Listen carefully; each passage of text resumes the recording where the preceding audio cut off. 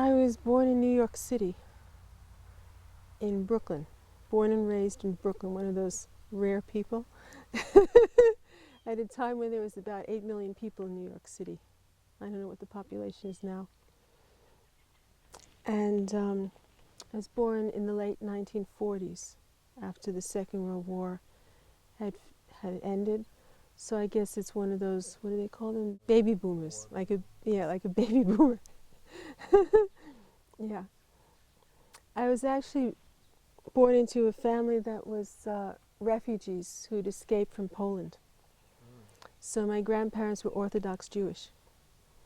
And I lived with my grandmother till I was about 7 years old. So I got to see her praying all the time.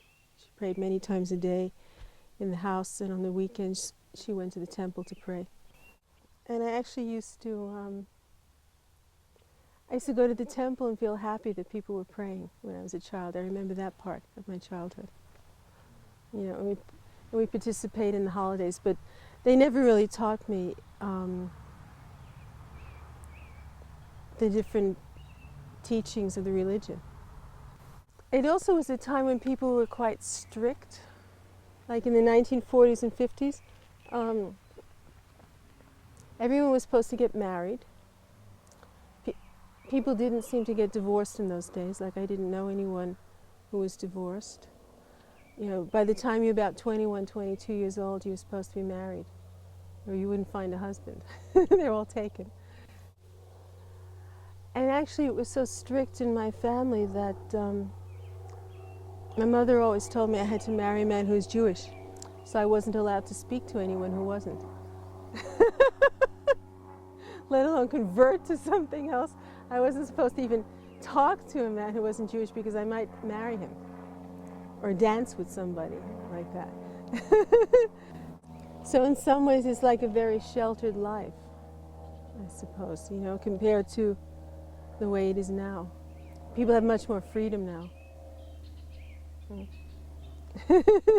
When I was 22, I left to go around the world. And I was unhappy in America. So I decided the cause of my unhappiness was America. It was 1970 when we left to travel around the world. My friend was a school teacher, so she had her 10-week summer holiday. And I left work so that I could go for 6 months. And I thought in 6 months I could see the whole world. Asia, the Middle East, and Europe. So I thought 6 months was definitely enough time to see everything. And then I would go home and go back to New York City and go to work. I was in college, but I hadn't graduated yet. And I was working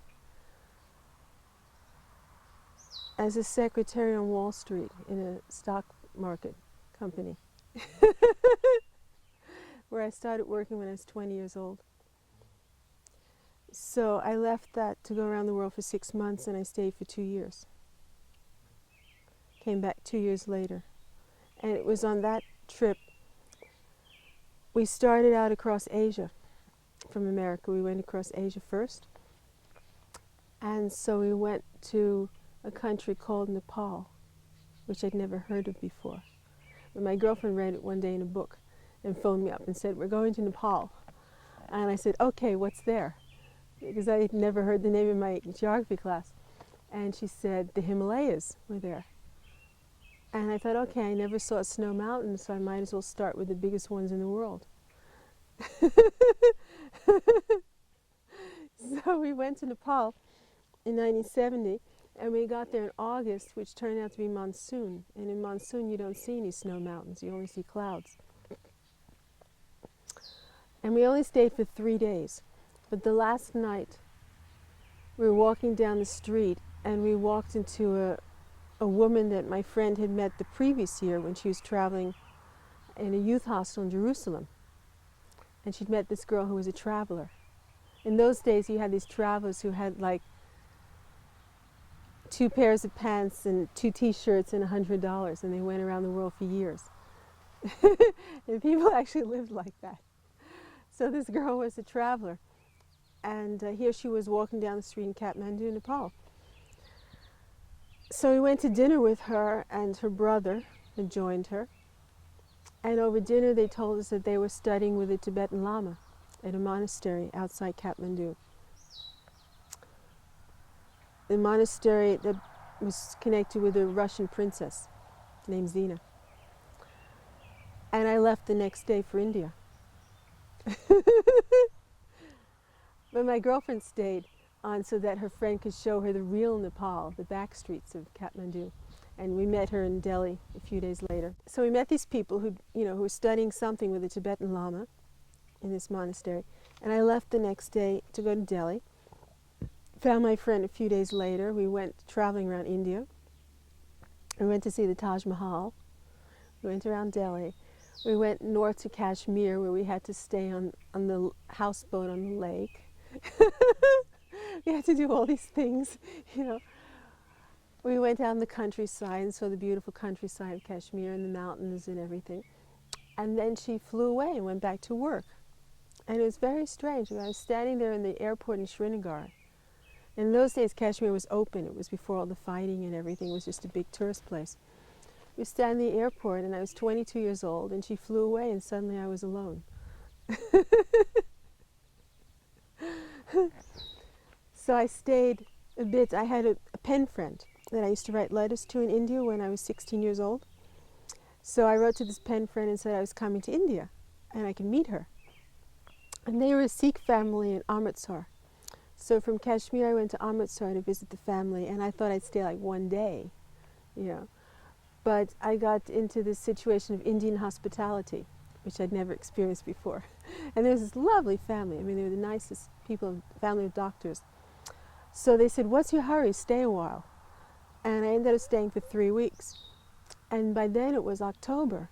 And I had this guidebook. Actually, in 1970, you couldn't even find a guidebook on Nepal. There was like no information. So I had about 2 pages that was in somebody's Round the World book. There was about 2 pieces of paper telling you what to do in Nepal. And this piece of paper said that October, November was the best time to see the snow mountains.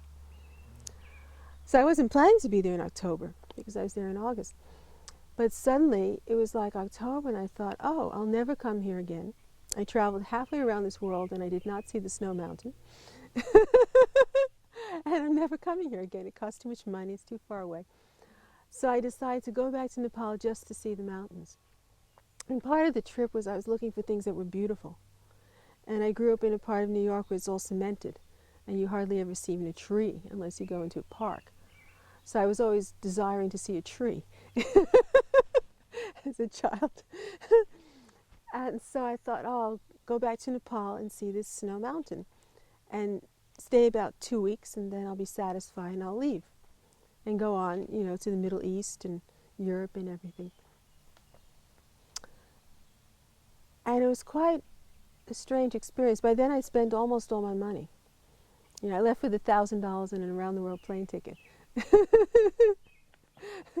And I was down to maybe about $280 or something by this point. And so I got to Kathmandu.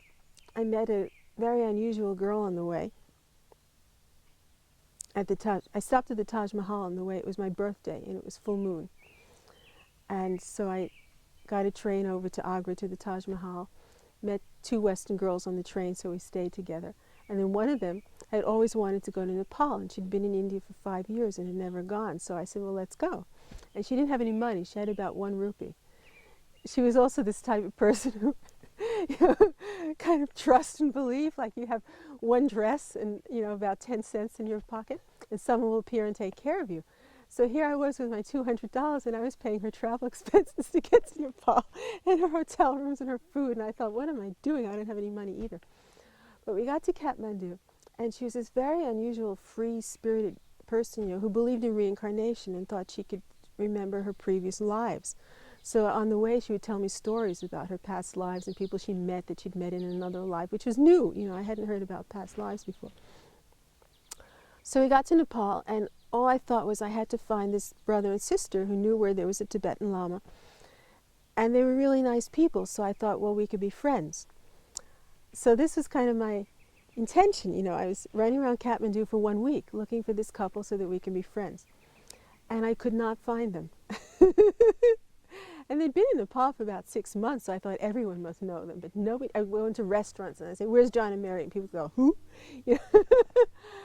And so after about a week of searching for them, I met a Tibetan man who spoke English, and I asked if he knew them, and he said yes.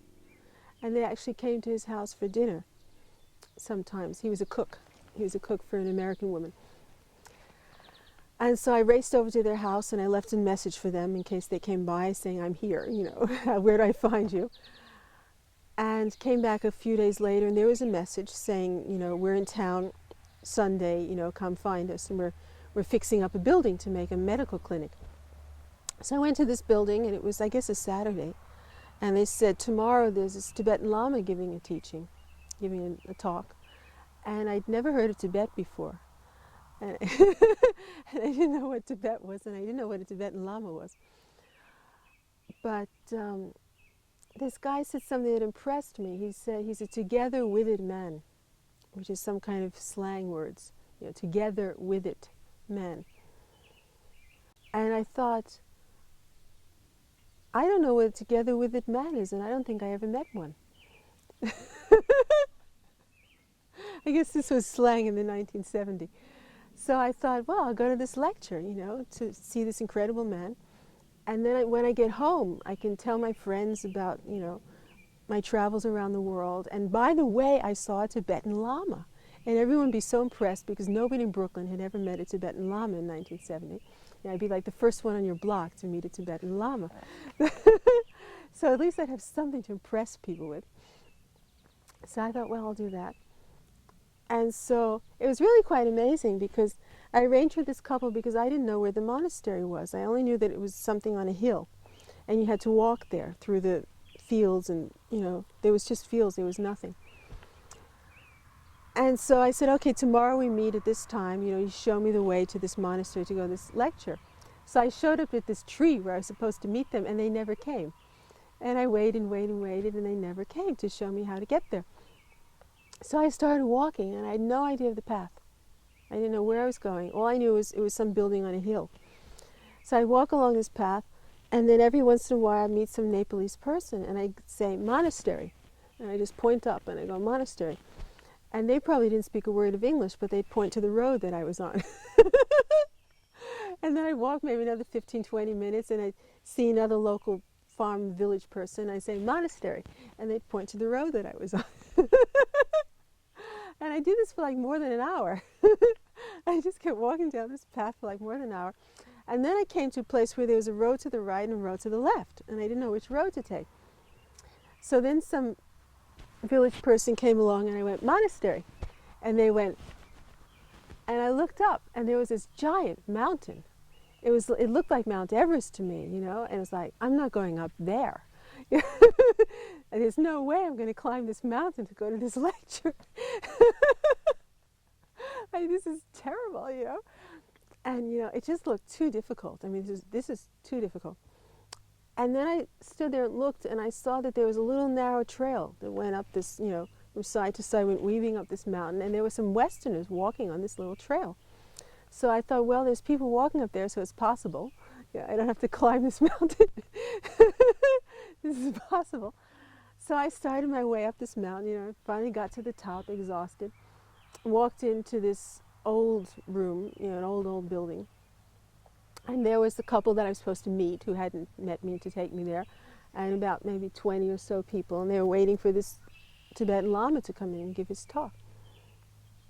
So I sat there, and then this Lama, who was Lama Yeshe, came bouncing into this room with great joy and great happiness and just full of life, and he was like golden color, and he was radiating love at everybody. He was just full of love. And he went and sat down, you know, at this end of the room, and I sat there and I stared at him. And he'd been learning English for about a year or so. But he was so brave that he decided he was going to give his talks in English. So he had this horrendous accent, and I didn't know what he was saying. And of course I knew nothing of Buddhism, because I'd never read a book. I'd never been to a teaching. I knew zero.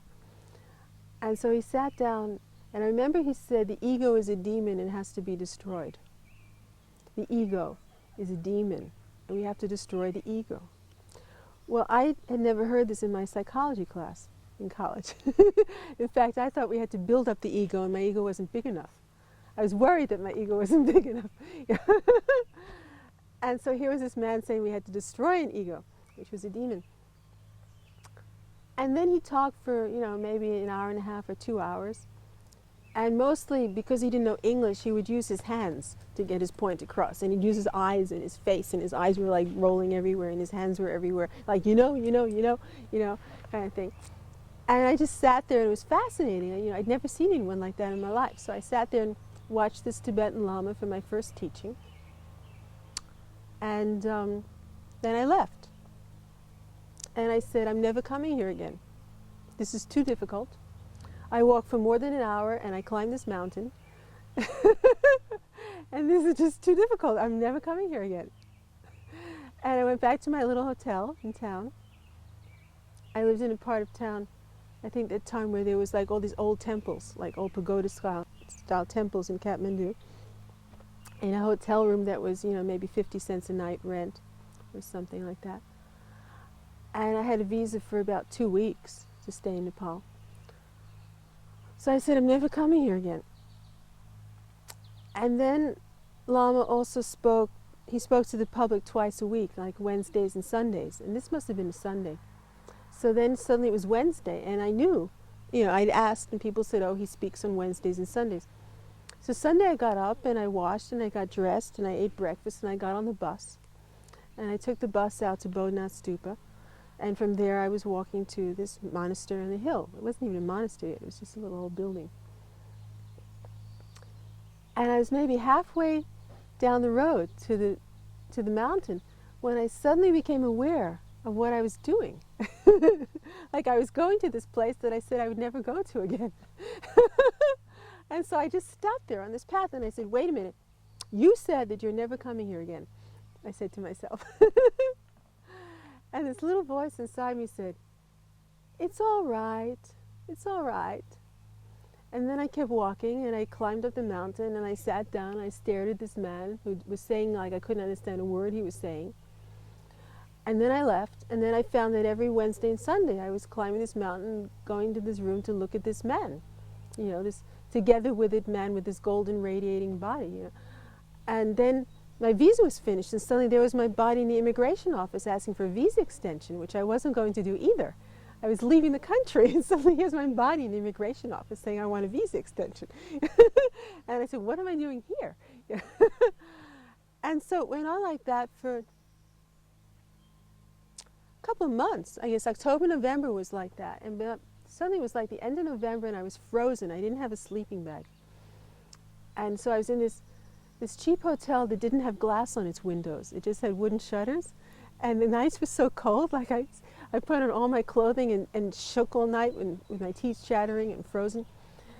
And so I developed the wish to leave Nepal and go to some place that was warm. And I thought, I'm going to the Mediterranean to be warm, and I counted my money, and I had about $80 left. $80 and a plane ticket back to New York. And so I thought, well, I want to come back here again and find out what Lama Yeshe's saying. It felt right. It felt like what he was saying was right. And when I looked at him, I thought, this is the nicest person I ever met in my life.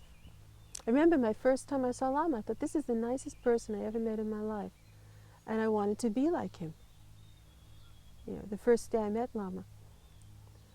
So then I thought, well, I'll go tell Lama Yeshe I'm leaving, and I'm coming back next year. I'm going to go to New York and get a job and save my money, and I'll come back here to live and to study with him and find out what it is that he's teaching. So I went to his talk on a Sunday or Wednesday. I went up again, and I got up all this courage, and I said, can I speak to you? And he said, yeah, you come to my room. And I said, I'm leaving. I'm going to America, and I'm going to get a job and come back here to live. And he said, okay, and he gave me some names and addresses of his teachers to find when I got to America. And I walked into town, and that night I was given a job in Kathmandu. I happened to meet the managers of the 2 best hotels in town. One was a Salty Oberoi, and the other one was managed by Hilton. And I was asking these hotel managers if I could get a job in Europe. I said, I'm going to the Mediterranean to be warm. Can I find a job? And he said, no, you're American. You're not allowed to work. And then it turned out his secretary quit that morning to go home for Christmas. So he desperately wanted a foreign secretary, not a Nepalese woman. And so right there on the spot, this manager of the Hilton Hotel said, please be my secretary. And I said, no, I'm going to the Mediterranean to be warm. I'm cold here. And he said, oh, we give you a room in the staff quarters, and we give you a heater, and we give you a hot shower. And when I heard the word hot shower, because I hadn't had hot showers, I was washing with this frozen water. He said, we give you a hot shower, and all the food that the guests eat, and everything, and a salary, and all this stuff, and a visa extension. They also extended my visas for another 6 months. And so I went to check out this Hilton Hotel. I was staying in this hotel room. You walk down Peak Street to the river, and then you turned after Peak Street to this hotel where I slept on the floor for 3 rupees a day, which was 30 cents at the time. So I left my little 30-cent room and I went to check out the Hilton Hotel and became the manager's secretary. And it was like the best job I ever had. It was incredible. But I couldn't get to teachings, and in the meantime, Lama Yeshe and Lama Zopa, I met Lama Zopa. Sometimes he showed up at lectures, and he was this skinny little thing that looked about 16 years old with all his bones sticking out everywhere, like he didn't eat. And he just kind of would bounce back and forth like this, and sometimes Lama Yeshe would ask him for an English word, and he'd give him a word. And so at the time they went to India, with some of their students to see the Dalai Lama and their gurus, and they came back a few months later. So then I had this strange idea. Everyone told me I had to go trekking in Nepal. Everyone said, you must go trekking, you have to see Mount Everest, you have to go trekking, you have to go trekking. So I suddenly realized you can't go trekking in the monsoon, so either you can go trekking in March, April, or October, November, and there's 6 months in between. And I'd only left America for 6 months, and now I was gone like more than a year. So I thought, when should I go trekking, before the monsoon or after the monsoon? What should I do? And I couldn't decide, and I thought, who knows, who knows? Who would know the answer? And I said, Lama Yeshe knows the answer. So I went racing up to Kopan Hill, and I went up and said, Lama, I want to go trekking, should I go now or should I go after the monsoon? And he said, you go now. And just on the basis of that, I quit my job. I went to my boss and I said, I quit. I'm going trekking. And I don't know why I had the courage to do that, But that was the time that Lama Zopa Rinpoche gave the first meditation course. He'd never given one before. So that March, April, he gave the first time course to Westerners for 10 days. And I didn't go because I was working. But then after the course, he went to his cave to build a monastery, to start educating the local Sherpa children up there. And so I met Rinpoche one day, and he said, oh, I'm going to build a monastery in my cave. I need an English teacher. I need someone to teach English to my monks. And I thought, oh, I have these Peace Corps friends, in Kathmandu. And one friend, he wasn't so happy with his job teaching English where he was in this village, and I thought he can be the English teacher for Lama Zopa. So on the basis of that, I went up to Rinpoche's cave and interviewed him. It was actually snowing when we went. We went up to the mountains, and it was like springtime, but it was snowing. So I had to wait for days for the snow to stop. And finally I got to Rinpoche's cave, and I just walked in and interviewed him, so I could tell this my friend, now you can be his English teacher. So I went into Rinpoche's cave, and I, talked with him to check out, is this a place where my friend could teach English? And then I thought, well, I'll leave. But it was very cloudy, and I couldn't see the view. And I thought, I just about died walking up to Rinpoche's cave. I mean, it was so steep, and it went like this for hours. I almost gave up. I was going to leave and get out of there, but I had this Sherpa carrying the luggage, and the Sherpa was miles ahead of me. So he already climbed up with all the baggage, and I was down below going, And so when I just about given up, this amazing thing happened. There's a village, kind of nobody lives there, but there's the houses below Rinpoche's cave. And I finally made it to this village, and I just about passed out by the time I reached it. And along came this Western guy taking a walk, someone who'd been at the first meditation course. And I looked at him like, you're taking a walk in a place like this, And he goes, yeah, I thought once you got there, you never walked again, because you have to climb the mountain. And he says, I was like, I couldn't take it anymore. Like there was no way I could get up that mountain, and I was ready to leave. And he says, well, it's almost lunchtime. You should come and eat the lunch. And I was like, who cares about lunch? You know, I want to get out of here. And he said, Rinpoche's sister's cooking lunch. And he says, Rinpoche's sister's a wonderful cook. She cooks with love. And so that impressed me. Like, here was this person cooking with love. Okay, I'll go eat her lunch, you know. So I forced myself to go the rest of the way up the mountain. And then when I got there, it was raining a bit on the way up. So I kind of caught a cold coming up in the rain. And then it was all cloudy. And I thought, I walked all the way up here. I have to see the view. And I can't see the view because it's just clouds. It's just white. So I got stuck there for a few days waiting for the clouds to part so I could see where I was. And in the meantime, Rinpoche would call for me to come in his cave and talk to me. And I didn't know anything. I mean, I really knew like nothing. So he gave me my first Buddhist book to read. He had a book, you know, in 1970 there weren't many books in English. So he had this one book and he said, read this. So I read this book and I understood nothing. I mean, not a word. It was the opening of the Wisdom Eye by His Holiness Dalai Lama that was printed around 1970, 69, 70 or something, translated by people from Thailand. And I read this book and I understood nothing. So I had this thought that if I read it many times, maybe I'd start to understand something. So I just sat there for days reading this book, like continuously. And when I finished it, I read it a second time. When I finished that, I read it like a third time. So for something like 3 times, I read this book. And then I understood enough to write questions, to formulate some questions based on what I read, because I couldn't even understand enough to ask a question. And it's interesting because I found my notebook years later. So I said, what is happiness and what is wisdom? And so I had these kind of questions. And after I formulated my questions, they'd come to me and say, Lama Zopa wants to see you in his cave. So I go into the cave like, what does he want from me? And he'd say, do you have any questions? And I say, yes. And I take out my piece of paper, you know. And I say, yes, I have these questions. What is happiness? You know.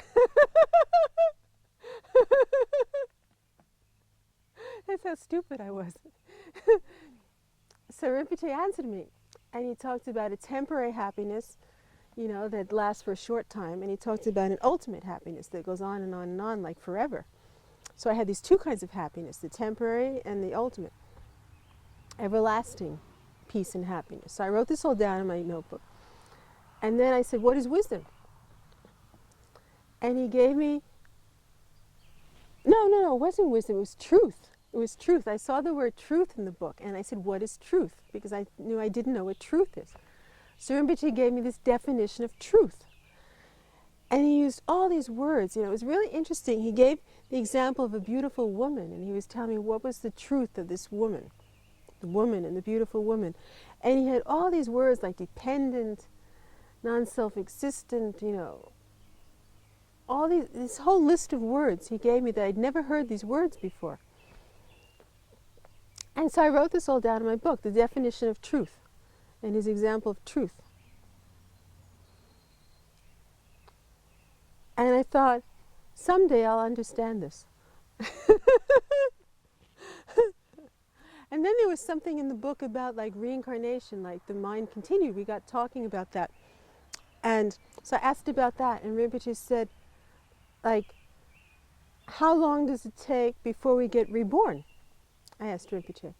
And he said, 7 times 7 was the maximum, like 7 weeks of this in-between state between death and rebirth. And by then you're reborn.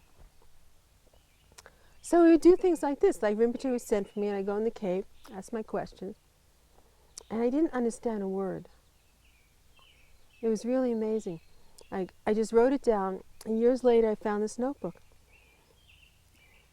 And the funny thing was, like, 5 years later, from the day I was in that cave, I was teaching a 1-month meditation course.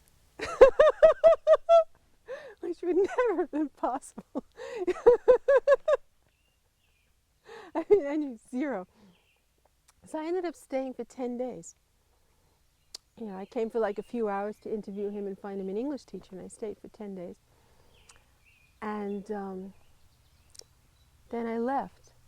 And I was kind of like looking at the situation there, and thinking about in the West and like growing up in New York City, people have so much. I mean, here was a place where they didn't have water on their land. They had to go, say, half an hour down the mountain and carry water on their back up the mountain for half an hour to have water. There was no electricity. There was no toilet. There was no bed. In fact, there was hardly walls on the building I was in. There were stones that hadn't had mud over them yet. So the first few nights I totally froze and just frozen the whole night. And then after a few days the people put mud over the stones and it was slightly better. But there was nothing there, and the people lived on potatoes. They didn't have any food. They just grew potatoes, so you lived on potatoes. And I thought of how we had so much in the West, like everything was extra. I was analyzing, like, you need some food and some drink and some clothing and shelter. And everything else in life is extra. And my whole life was working to earn money to buy things, which was all these extra things that you didn't really need to keep alive. What you needed to keep alive was like to put the potato in your mouth, drink a cup of tea, go to the toilet, put on some clothes and go to sleep, just to keep alive. Everything else was extra beyond what we needed to live. And so I was kind of analyzing the situation there on this mountain at Rinpoche's cave, and I thought, how I didn't need all these extra things. And that by the time I left 10 days later, I had this thought, oh, so I'm going to become a nun and live in the Himalayas. And I still didn't know what Buddhism is. I just thought, oh, I'll become a nun and live in the Himalayas. It was so obvious. So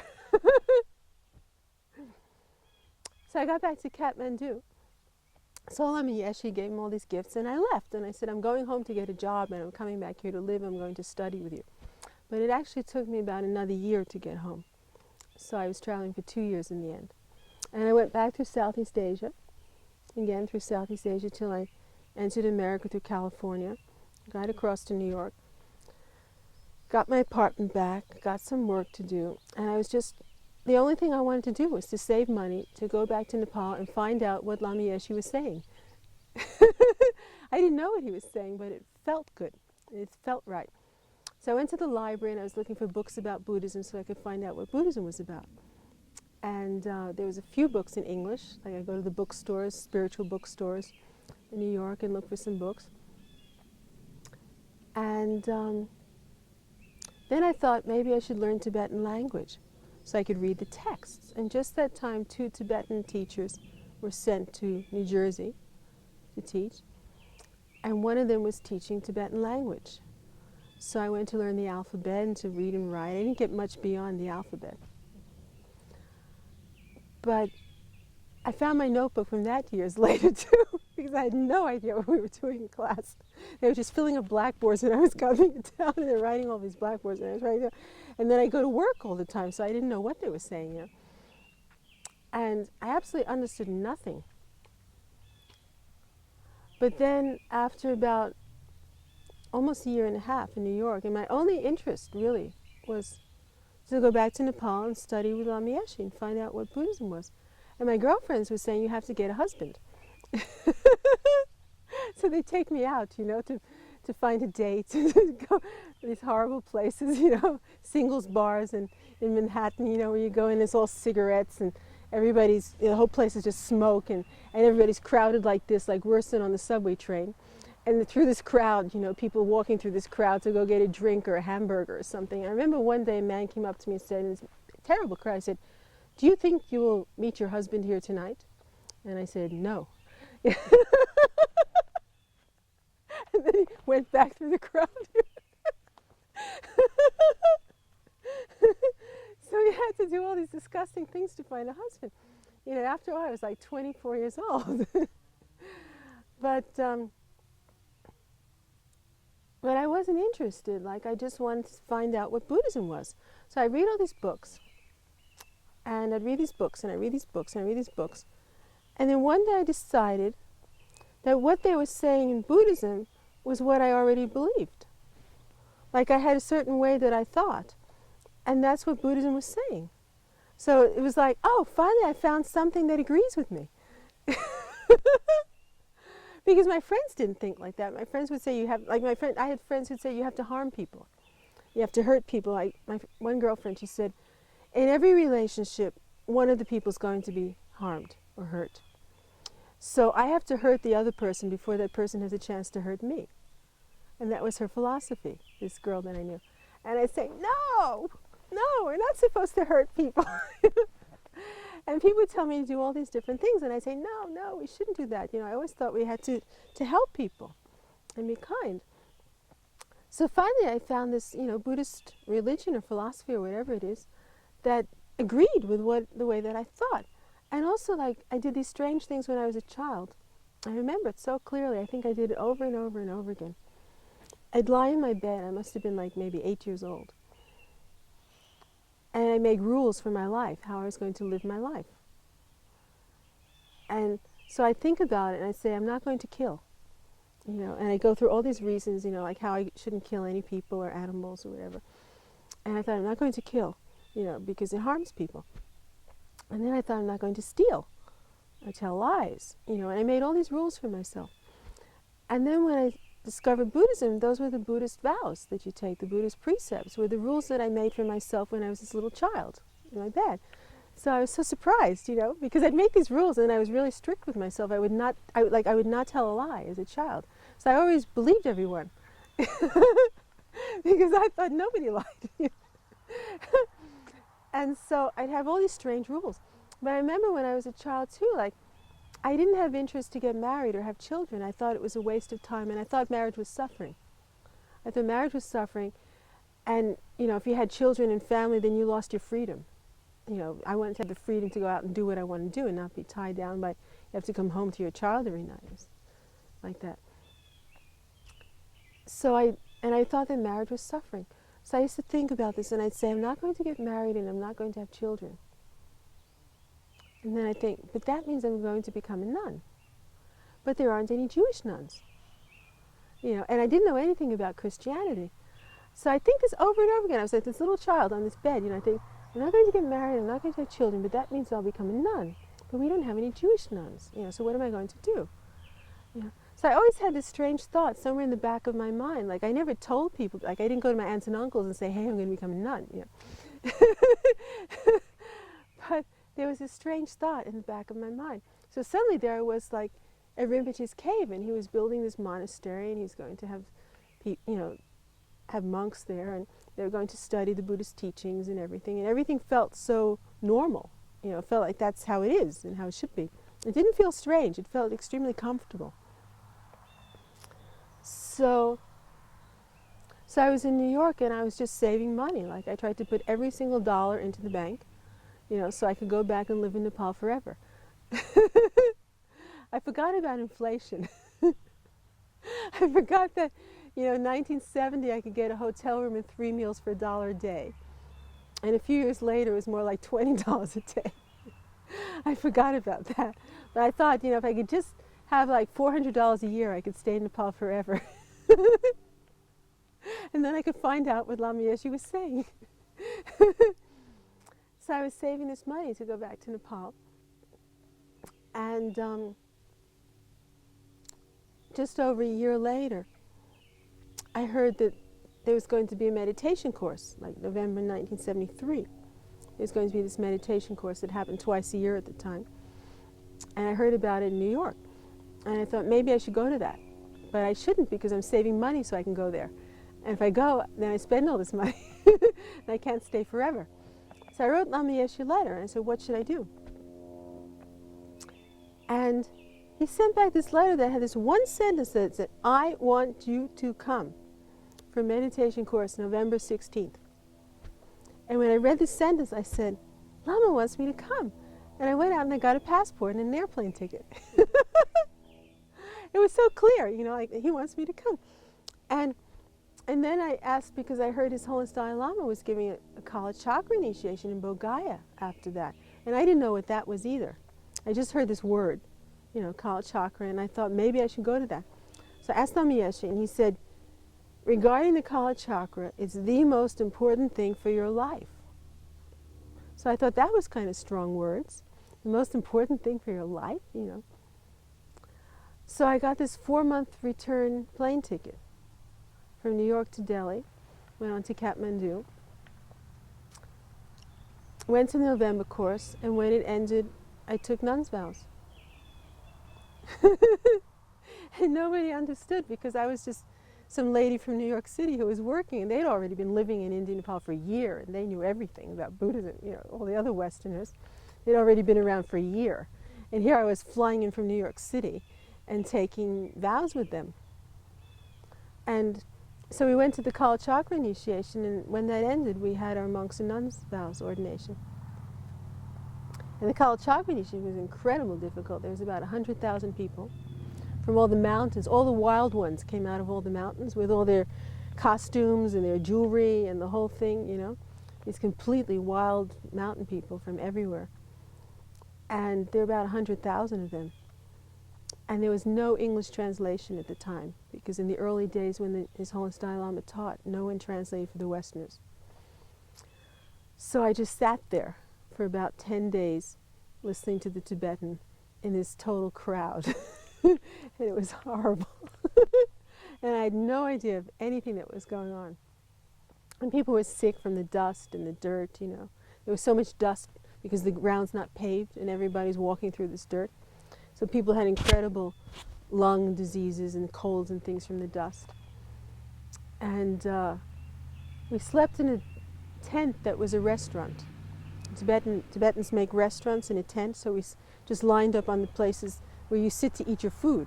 And when people weren't eating the food, we slept there. So we just lined up everybody on this place and slept there. And when the initiation ended, it was quite amazing because there was probably a few days at the end when every single person, these 100,000 people, could be blessed by His Holiness Dalai Lama. So everyone lined up for this blessing, which went, you know, for miles. And people stood there for 3 days till they got up to His Holiness just to get a tap on their head or to see His Holiness's face. But somehow we were wearing our robes already, so we got up front with all the monks and nuns. Lama Yeshe and Lama Zopa took us into the main temple there, at the Tibetan monastery. His Holiness was in there on the throne, yes. And he was so young. He was maybe about 38 years old at the time. He was so young. And he was so beautiful. And we were all standing there waiting, and then Lama Zopa, I think it was, spoke something to His Holiness in Tibetan, and one secretary ran away and came back with a pair of scissors. And then as each one of us Westerners went up to His Holiness, he cut off the last piece of our hair, which nobody told me what it was. We had like shaved our heads except for this last piece of the crown. And then His Holiness with his scissors cut off our last piece of hair, which is like giving vows of renunciation. But nobody said what it was. You know, I didn't know anything. But when I saw His Holiness in the room, I just felt that he was so pure. He was so completely pure that I was like crying from his purity. And then he cut off my hair and I left. You know, I didn't know anything. So then, I guess a couple of days later, we had our monks and nuns vows ceremony with Kabji Ling Rinpoche, the senior tutor to His Holiness, and many high lamas who were a part of the ordination at the Tibetan monastery in January. And then we left and went back to Nepal. And I still had my apartment in New York because I'd come with a 4-month plane ticket.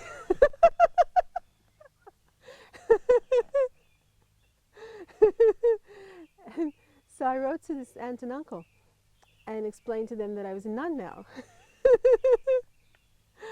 And to tell the family. And they were quite shocked, like as if they never, ever dreamed that such a thing could happen to me. They were absolutely horrified. But then I decided I had to go home and get rid of my apartment because I had this apartment in Brooklyn and nobody else could take care of it. So I thought I'll fly home, sell whatever I could sell, you know, get rid of my things and come back and live in Nepal forever. You know, see my family and friends, say goodbye. So I got this plane ticket, you know, from Kathmandu over to New York and back. That was like maybe February, something like maybe February of that year, 1974. So I got to New York and started disposing of whatever I could, selling whatever I could, giving bags and bags and bags to, what is it, Goodwill and Salvation Army, is it? Salvation Army? I think it was the Salvation Army were constantly coming to my apartment and walking off with these giant garbage bags. Because it was really strange. It was like suddenly I was coming home and I couldn't wear my clothing anymore. Because everything that I had, I couldn't use anymore. Suddenly I kept a shirt that was yellow, but suddenly I had all this clothing from my whole life and I couldn't use it. And all these possessions that I had and I couldn't use it.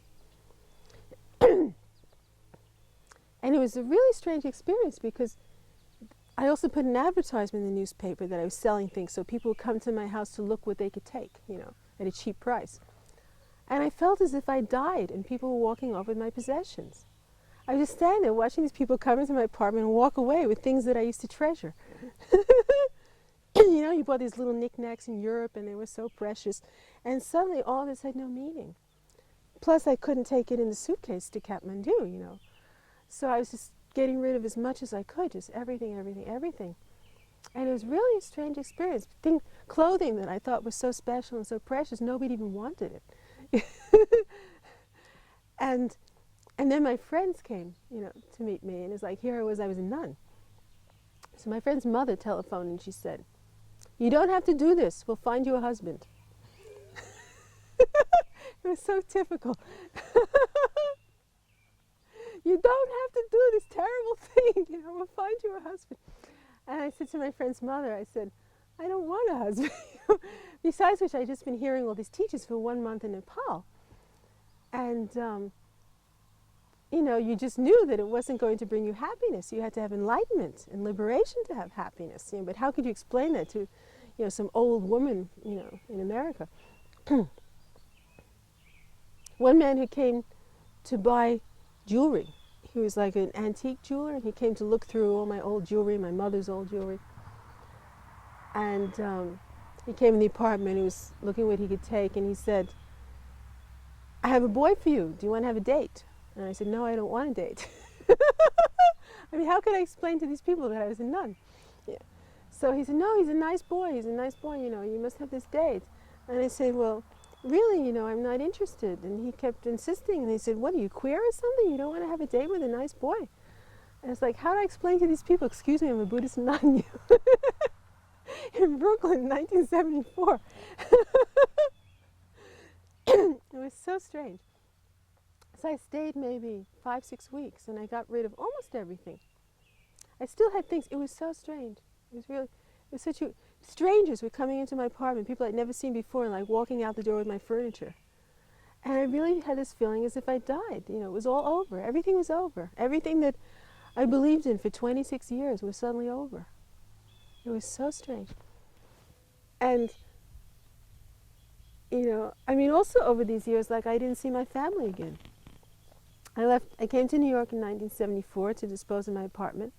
I telephoned my aunts and uncles well, first I waited for them to invite me over for dinner, and nobody did. So after about 3 weeks passed, they heard I was a Buddhist nun, so they didn't telephone.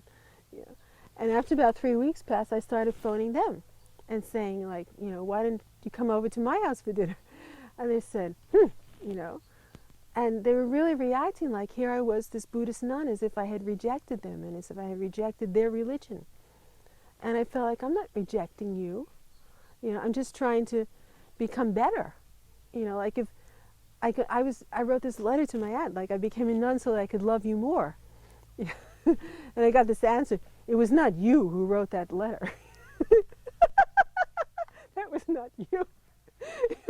It's like, but I really want to be a nun so I could love you more and have more compassion for you and greater, and so I can benefit you and I can help you. But you can't benefit people when their minds are closed. Some people, their minds are really closed and they're not open to something else. It was like, we're Jewish. Why did you become a Buddhist nun?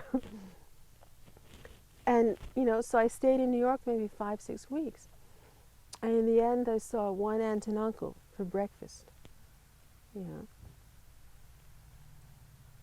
And it was really, really difficult. I mean, they had no idea of what I'm doing or why I'm doing it, but they also couldn't listen to hear why am I doing it. They weren't open to it.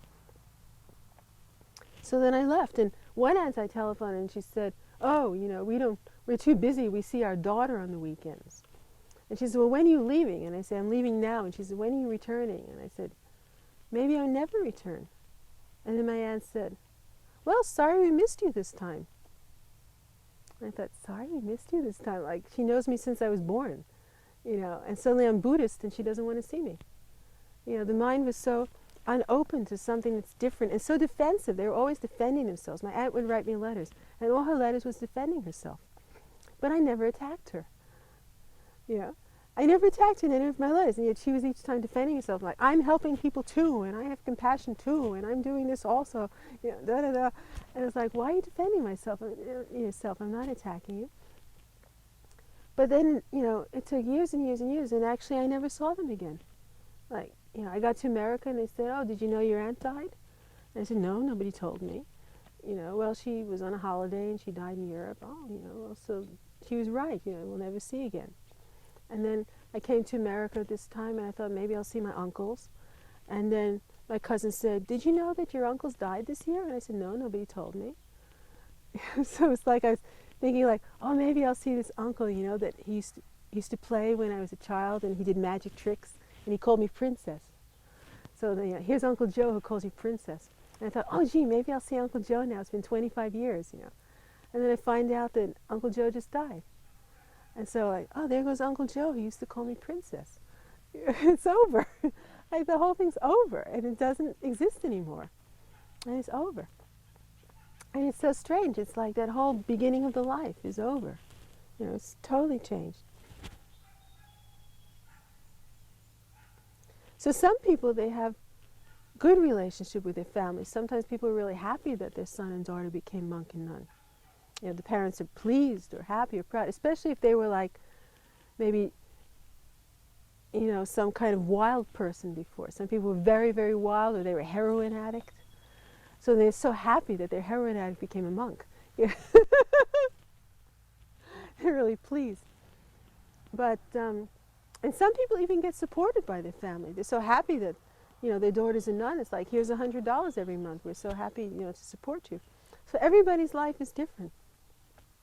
You know, some people still are taken care of by their parents. Some people are helped by their brothers and sisters. Some by a previous husband or wife. You know, some people leave their husbands and wives and children because they suddenly have to become a nun or a monk. You know, they just got to do it. You know, there's a whole emotional thing that happens. So they leave their family. But I just kind of like left my apartment in New York City, and it was all over. Everything was gone. And I went back to Nepal and stayed most of the time. Since 1974, I've been in Nepal and India most of the time. Except for some little bit in Europe and some teaching tours. When I get to go to the Lama's teaching tours in the West, and a little bit in America, which I usually end up either studying a retreat in America. But it's been maybe something like 17 years or 20 years or whatever in Nepal and India.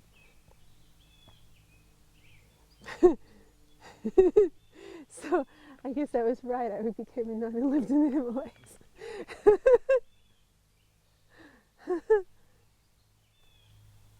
It was a very, very different world then. In the 1970s was like a great time to be traveling. You know, it was cheap. You know, you could go around the world for $500, and you could, you know, stay in a hotel room for 50 cents a night, and you could get meals for almost nothing. And you could meet all these interesting people who are doing the same thing. And they would tell you where to go and where to sleep when you got there. And so many places in the world that have been very much spoiled since then. You know, in the 60s and 70s, these countries were still quite pure. But it changed since then, you know, with the overpopulation and the tourism. The tourism really changes the country, you know. And so, like, people might go to Nepal now and think, oh, it's so great and the mountains are so beautiful, but that's because they didn't see it 30 years ago, before it changed.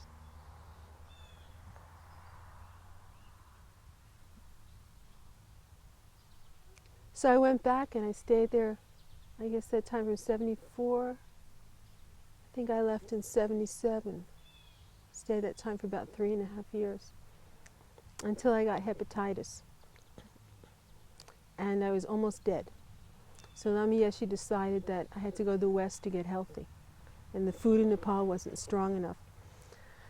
And so he sent me to England, where we were just beginning Buddhist centers in the mid-70s, because Lama and Rinpoche did their first world tour in 1974 and started to open Buddhist centers around the world.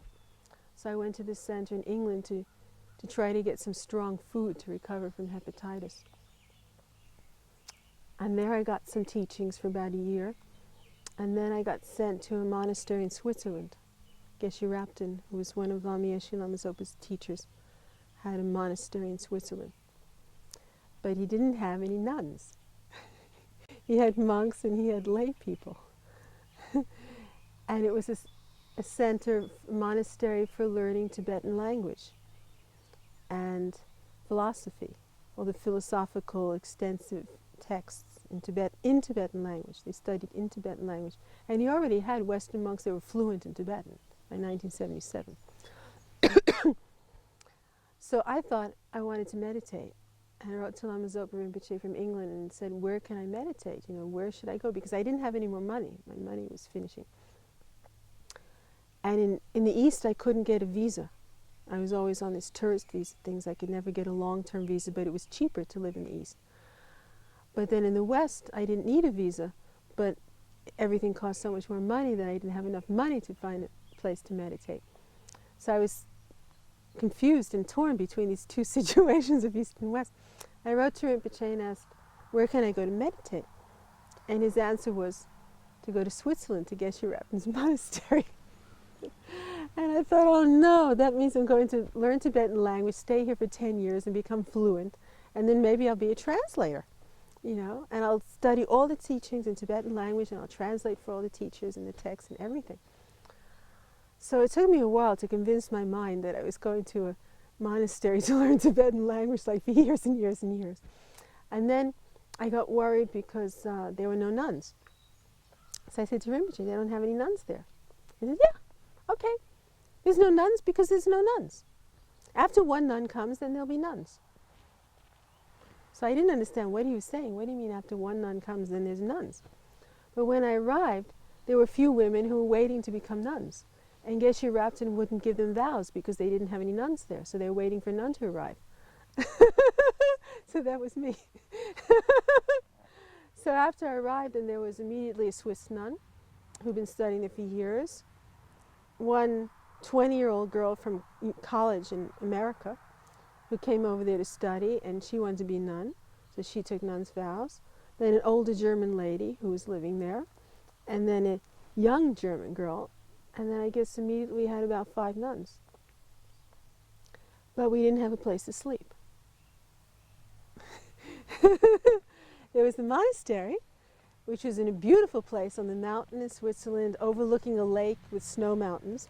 Beautiful view and forests all around, just gorgeous. At the top of the mountain, you took a funicular cable car up there. And there was one room in the building that was the women's dormitory from the beginning. From the beginning when they got this building, there was the women's dorm, the men's dorm, and then all the monks had their own room. So Geshe Rapton said I could sleep in the women's dormitory. So finally the women's dormitory was full. There was about 5 of us in there. But the monks decided that they had to get the women out of the building. All their problems were caused by having women in the same building. And you had to be a monastery, and the monastery doesn't have any women in the building. So that meant that we had to find a place to live, and nobody would rent to us because we were Buddhist, and they were Swiss. And the Swiss were rich. It was like, well, we don't need the money. And we said, well, we don't have any money anyway. How could we pay $1,000 of rent each month? But we spent 6 months trying to rent a house for the nuns to live. So that became my life in Switzerland. Going to class, I had Tibetan philosophical class, and I had the grammar class, and the scriptural class, and the colloquial Tibetan class, and Geshe Rapton's class to the higher studies that I went to when I could. And the rest of the time, we were looking for a place to sleep. So we spent, we go to class, and when it was over, we were going up and down the mountain, like knocking on doors, telephoning, looking in newspapers, asking everybody, to rent a house. And when we'd finally find a house, the Swiss wouldn't rent to us because we were Buddhist, and they wanted like a normal family to live in their house. And then the sponsors of the center wouldn't give us any money because we were female. And they had this concept that women cannot practice Dharma. Women cannot practice Buddhist teachings, and you have to practice in a male body. But the center was founded by a famous Swiss rich woman who became a nun. She was old. And her friends were all these old ladies who were rich ladies too, so they sponsored the whole center. You know, the monastery was paid for, the rent was paid for, the monks needed about $3 a day to live there and have food, and even they would support that. And these women decided that a woman cannot practice the Buddhist teachings. You have to do it in a male body. So they told me that I should practice in my next life. In my next life, I should get born as a man. I should go back to New York, get a job, forget about being a nun and studying Buddhism, and just try to be reborn as a man and practice Dharma in my next life, is what they told me to do. And when we'd find a place for rent and everything, they wouldn't give us any money at all. You know, and the monks didn't really share with us. It was like, we got our place, we got our situation, we have our food, we have our rooms, we have our sponsors, we have everything. Now you go out and do it for yourself. But we couldn't do it for ourselves because everyone who was willing to give was already giving to the monks. And even though they were women, they wouldn't give to us. So we were in a situation where all the nuns were crying. And since I was the older one, I was a few years older than the rest of them, I was trying to take care of all these crying nuns. And so then we decided, what should we do? We'll go to Geshe Rabten and we'll ask him, like, what's the status of the monks and the nuns? You know, because the monks had everything and the nuns had nothing. And so we go to Geshe Rabten, but we had to bring a translator. And the translator was the monks who were telling us we couldn't live there. So we didn't really have the freedom to say what we wanted to say to Geshe Rabten. So when we get in the room, we just say, what's the status of the monks and nuns? And Geshe Rabten would say, you're equal. The monks and nuns are completely equal. And then we walk out the door and we were not equal. Because the monks had everything and the nuns had nothing. It was also difficult because there was a group of Western monks, none of whom were Swiss. There was Americans, there were British, there was some French, some Italian, I don't know, maybe other nationalities. And they were very German. They were very, very strict Western monks at this monastery in Switzerland. And so I also found myself in a situation where really like none of the monks would talk to me because I was female. And my teachers, you know, like there was an American monk who was my teacher for Tibetan language and debate. He was studying how to debate and learning the logics and starting to study debate text, the very beginning debate text. And he was like this brilliant genius, you know, who'd studied for years, and he was fluent in Tibetan and he could read the text. And so I thought at last I found someone I can talk to about Dharma and someone to answer my questions. But it looked like he wouldn't speak to me because I had a female body. So like he was my debating teacher and I couldn't even ask him a question on the text. You know, he would act as if it broke his vows to talk to a female or to answer my Dharma questions. Once we met in the little library room with the door open and he allowed me to ask a few questions. But it just felt like, you know, the men know everything and the women have nothing, and that means I can't become enlightened because I have a female body, so I used to cry. And so we spent 6 months looking for a house to rent, and no one would rent to us, and it was absolutely horrible. And at the same time, we'd be told things like, the Swiss people will not sponsor you. They sponsor the monks because they can become a geshe. They can get a degree and a title of geshe with a male body. So it's like an investment, you know, you give so many thousands of francs to a monk and he becomes a geshe in the end. Whereas a female cannot become a geshe, so therefore why should they help us? So nobody would give us any money, not even 1 franc. And so for 6 months, like we go to class, and after class I'd run around looking for a place to sleep. And then the monks got in their brain that we had to leave the building. We have to get the women out of this monastery. So they kept saying, haven't you found a place to stay yet? Why haven't you left it? You know you have to leave. You know you're not allowed to stay here. You know you have to leave. And we've just been out like in the rain and the snow, knocking on doors to get a place to rent. And we'd come home only to have a monk tell us, you know you're not allowed to stay here. Like, why haven't you left yet? You know? And so all these little nuns were crying. And I was trying to take care of them and help them and like that. In the meantime, I was running out of money, because when I was sent to Switzerland, I had $1,000 left to live on for the rest of my life, of my own money. So from that $1,000, I was paying the food and rent each month to the monastery. Now we had to pay at least, all this money just to rent the place. So after 6 months, we found directly opposite the monastery building was this old house with this husband and wife lived. The husband was like this crazy Russian man who was in his 80s. And who was quite deaf and quite wild. And he'd worked like in the boxing rings, in the wrestling matches and the boxing rings in the 1920s and 30s, like in Paris and different places. And that was his job. I think he was maybe something like a referee or something. And now he was like past 80 years old, and he lived there with his wife, and he just fought with her all the time and drank a lot and screamed and turned the television up really, really loud because he was deaf. And the apartment that was available was directly above him in his little house. Right opposite the monastery, we could look across into the monks' windows. From our window, we could see the monks in their room, but we were out of the building. So this man finally decided he would rent to us. And the other German nun was in the same building, and I think there was a husband and wife and a baby in another apartment. He had it all divided up into tiny apartments. So now we had 1 bedroom and 1 kitchen and a toilet. And all the money I had to live on for the month was now used to pay the rent.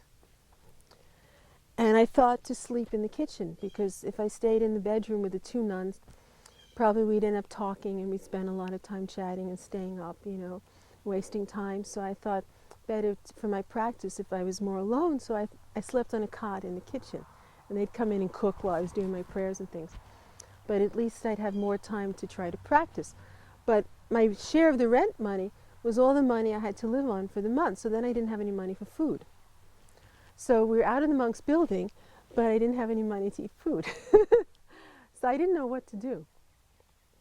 And I didn't know anyone that could help me, because our organization didn't have any money, and the lamas didn't have money, and the students were poor, and everybody was poor, and there was no one I could ask. My family wouldn't give anything. So I didn't know what to do.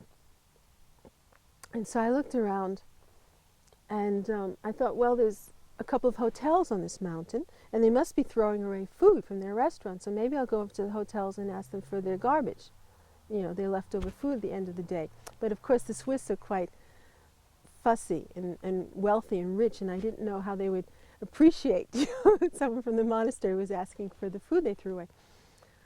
But then I walked into the monk's kitchen one day, and I saw the cook was preparing lunch, and he was chopping carrots.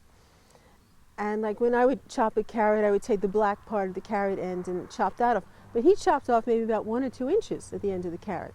And he threw it all into the garbage.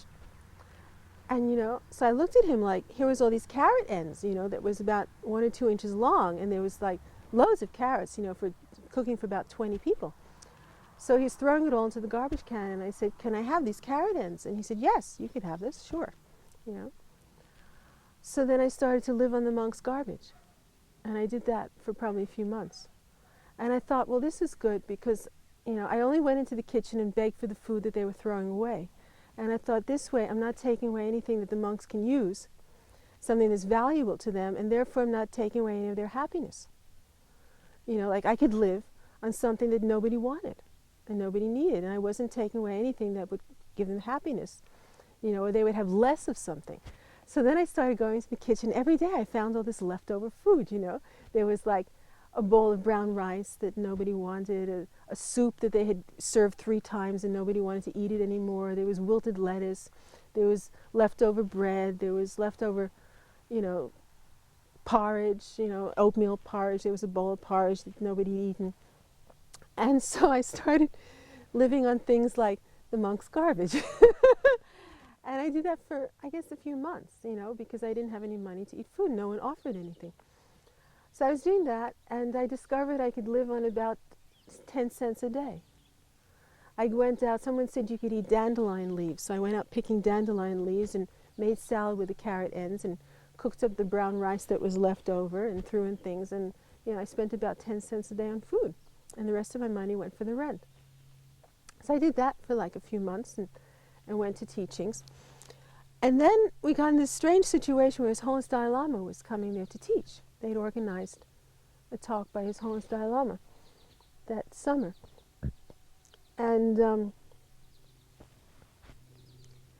monks were across the street getting very busy preparing, painting the whole house from top to bottom, planting flowers everywhere, making everything really beautiful. We were across the street and we got evicted. Our landlord wrote us an eviction notice when we'd been there about 2 weeks. And so it had taken us like 6 months to get a place, which is the first nunnery in the West. And it was so strange because this landlord, you know, he had all his furniture and his decorations, but when you entered the door, there was a long hallway, and at the end of the hallway was the bathroom.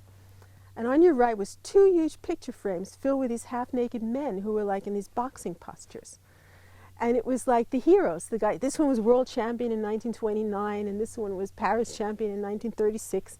And the owner of the house had known all these athletes. And so he had all their pictures in these huge frames. And here was all these half-naked men in their fighting poses. And I thought, this is the first nunnery in the West? You know, we walk in the door and that's the first thing you see. And we wanted to remove the pictures, but we couldn't because our landlord was so attached to it. Every time he'd come in the house, he'd identify each of these fighters and tell us who they were and what they did. So then we invited Geshe Rapton over, you know, to have a meal or something and bless the house. And we were so depressed, you know, we're in this horrible, awful place. And downstairs, the landlord played his television like really super, super loud that you could go deaf. And we were supposed to meditate and study in this house. And across the road, you know, like the monks were making everything beautiful and they had everything. So Geshe Rapton came in the door and they said, and this is the first nunnery in the West.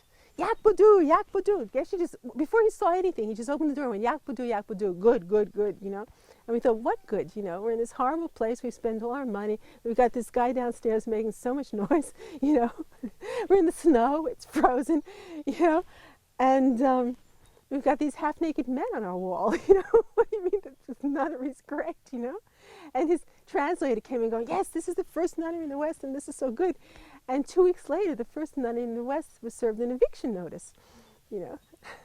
And the reason was there was another girl in the dormitory with us who'd left and gotten a job and she had a place to stay at her job. But then she lost her job and she didn't have a place to sleep. So she came to us and said, I don't have a place to sleep. And we said, well, we have 1 extra bed in the bedroom, so why don't you take our extra bed? So then she came in with her luggage, you know, and moved into the extra bed. And the landlord was downstairs when she arrived, and he said hello, and she said hello. And then he evicted us because there was an extra person in the house. He said, you said you're having 3 people, and now you have 4. You're not allowed to do this. And he even charged her all this rent money. So we were evicted because an extra woman was in the house who had nowhere to go. But then His Holiness Dalai Lama was coming, and the nuns were going to be on the street. So the Swiss nun went to him and begged him, please, please, please, could we stay at least till the end of the month, you know, when the Dalai Lama's there. And he finally agreed. And so it was a very strange situation, but we stayed there. And during His Holiness teachings, the monastery wasn't serving any food to all the people who came for His Holiness teachings. There was nothing to eat. So I thought that that would be a way for me to make an income. So I took all the money I had and bought like bread and things to make sandwiches. And then I put up a sign that there were sandwiches at the nun's house across the street. And then people started coming in to see where did the nuns live and how are they doing. And then they saw that I was selling food, you know, so that I could have some money. And it was really funny because by then the young nun, who was from a wealthy family, she came in with all this food, like many loaves of bread and all these, you know, jars of soup. And she said, I went begging from the monk's kitchen and this is what I got. our whole refrigerator was filled with all this food we begged for, and we were feeding everybody. You know, all these lay people who came for the teachings, we were giving them all this food. And some of them were really horrified. Like there was this nice English couple who said, like, how can the nuns live like this? You know, this is disgusting. This is horrible. You know, this is terrible. So anyway, when the month finished and His Holiness finished, we had to leave. We had nowhere to go, and we were evicted. And so for about a month or so, there was a husband and wife nearby in the neighborhood who were going on holiday, and they said we could stay in their apartment while they went on holiday. So we moved in there, and then they returned. So we had to leave. And then I really didn't know what to do anymore because I'd been in Switzerland almost a year, and the result was that my money finished, and I didn't have any place to sleep, and there was no one to help. So my teachers, Lama Yeshe and Lama Zopa Rinpoche, were in Europe that time, giving summer teachings. And I went to them. One was in Germany. I think I hitchhiked. I got a ride over to Germany and back, and I think one was in France. And I kind of, I didn't have any money for travel, so I kind of hitchhiked over there back and forth. And I went to Rinpoche, and it was like, what should I do? Where should I go, you know? And he said, oh, you can go back to India. You can go back to India. You can go to Dharamsala and meditate there. And I didn't know what to say. It was like, I've been here almost a year, and like, in the end, I have no place to sleep, and I have nothing. And he said, oh, you can go back to India. You can go back to India. So then, I didn't have any money to get there. So then I thought, well, I'll get a job. And the only place I could work there was maybe the United Nations in Geneva as a summer job. So I put in an application to be a secretary at the UN in Geneva. And then I went back again to see Rinpoche, I think in the other place. And I was trying to say, well, I'm going to go to work. I'll get a job. And he didn't answer me. He didn't answer. He was really strangely quiet. So I thought, well, something will happen. Because he didn't answer. He didn't say, yes, go to work. So I got back to the monastery. And somehow the monks found out I was leaving. But when I walked in the door, like to see if there was any mail, they all turned and looked the other way. Like they were all in the dining room, like talking to each other, and then they saw this female body walk in the door. So everybody, like, they wouldn't look at me. Everybody, like, looked the other way. They wouldn't even say hello. Everyone just looked the other way, like, here's this female body. But by then they heard a rumor that I was leaving, so they were happy. In fact, one of the monks, there was this French monk, and one day Geshe Rabten given this unbelievable teaching on bodhicitta and cherishing others more than yourself, this whole teaching on cherishing others. And afterwards I was like in the laundry room trying to listen to the tape cassette. And this French monk came in and he said, it's difficult for you here. So I thought, he got some compassion today because he heard the teaching. And he said, it's difficult for you here. Why didn't you just leave and go somewhere else? It was like, you know. And then they gave us jobs in order of our superiority, and it was this whole hierarchical system of ordination. And actually I was the first ordained out of all the people in the monastery. But because I was female, I was the lowest one, and all the monks outranked me. So we sat in order of ordination in the temple. I was up towards the end of the back wall. You know, we ate in order of ordination, so I was out of the dining room and into the next room. And then we had jobs in order of ordination. So I was the after-lunch pot washer and the kitchen floor scrubber. That was my job. So like after lunch, I'd have to wash all the cooking pots and all the dishes and everything for like hours. And then at night, I'd crawl around on the floor and wash the floor because the cook got angry if the floor wasn't washed every day. So I felt kind of like Cinderella. You know, I'd come in about 10 o'clock at night when nobody was around, and I'd crawl around the floor with my sponge or something. And then the monks would come in to drink coffee. And they'd look down their nose at me, you know, on the floor, scrubbing the floor, and they say things like, don't you know the Buddha refused to ordain women? And so I decided that this was my practice of humility. Like I was at this monastery to practice humility, you know, and not to talk back and not to answer back and not to say anything. I walked behind the monks, I opened the door for them, I carried their suitcases when they were coming and going. You know, I washed all the pots, I did all the work, I never said a word, you know, and instead of being proud, I was going to learn to be humble. And so, you know, not to mention practicing patience and everything else, but, you know, I said, this is my practice of humility, you know. So I was like the slave. And so we went through all these different situations. So finally I was leaving, but we had no place to sleep because the family came back, they had their apartment back, we couldn't sleep across the street, we had nowhere to go. And anyway, I was going to leave in about a month or so to go back to India. So there was me and the 20-year-old American nun. And we had completely nowhere to sleep. The other nuns found a place to go and we had nowhere. And so I started looking around, like, where could we sleep? Where could we go? The monastery was like empty because everyone was on holiday, but they wouldn't let any women in the building anymore. And so I searched around and I discovered that there was this building was a temporary building. There was an original building on this land, which was used as like a children's school or something or other. And that building had burned down, had burned in a fire. Like the whole inside of the building was burned, but the outside was existing. And after this fire, they quickly built just nearby along the land this other building, which then they bought for the monastery. So I walked down the road and I saw the original building. And I thought, let's sleep outside. I mean, it was all boarded up. It was burnt out. But I said to the little nun, I said, let's sleep outside here, you know. And there was like a little bit of a roof overhang, which would protect us from the rain.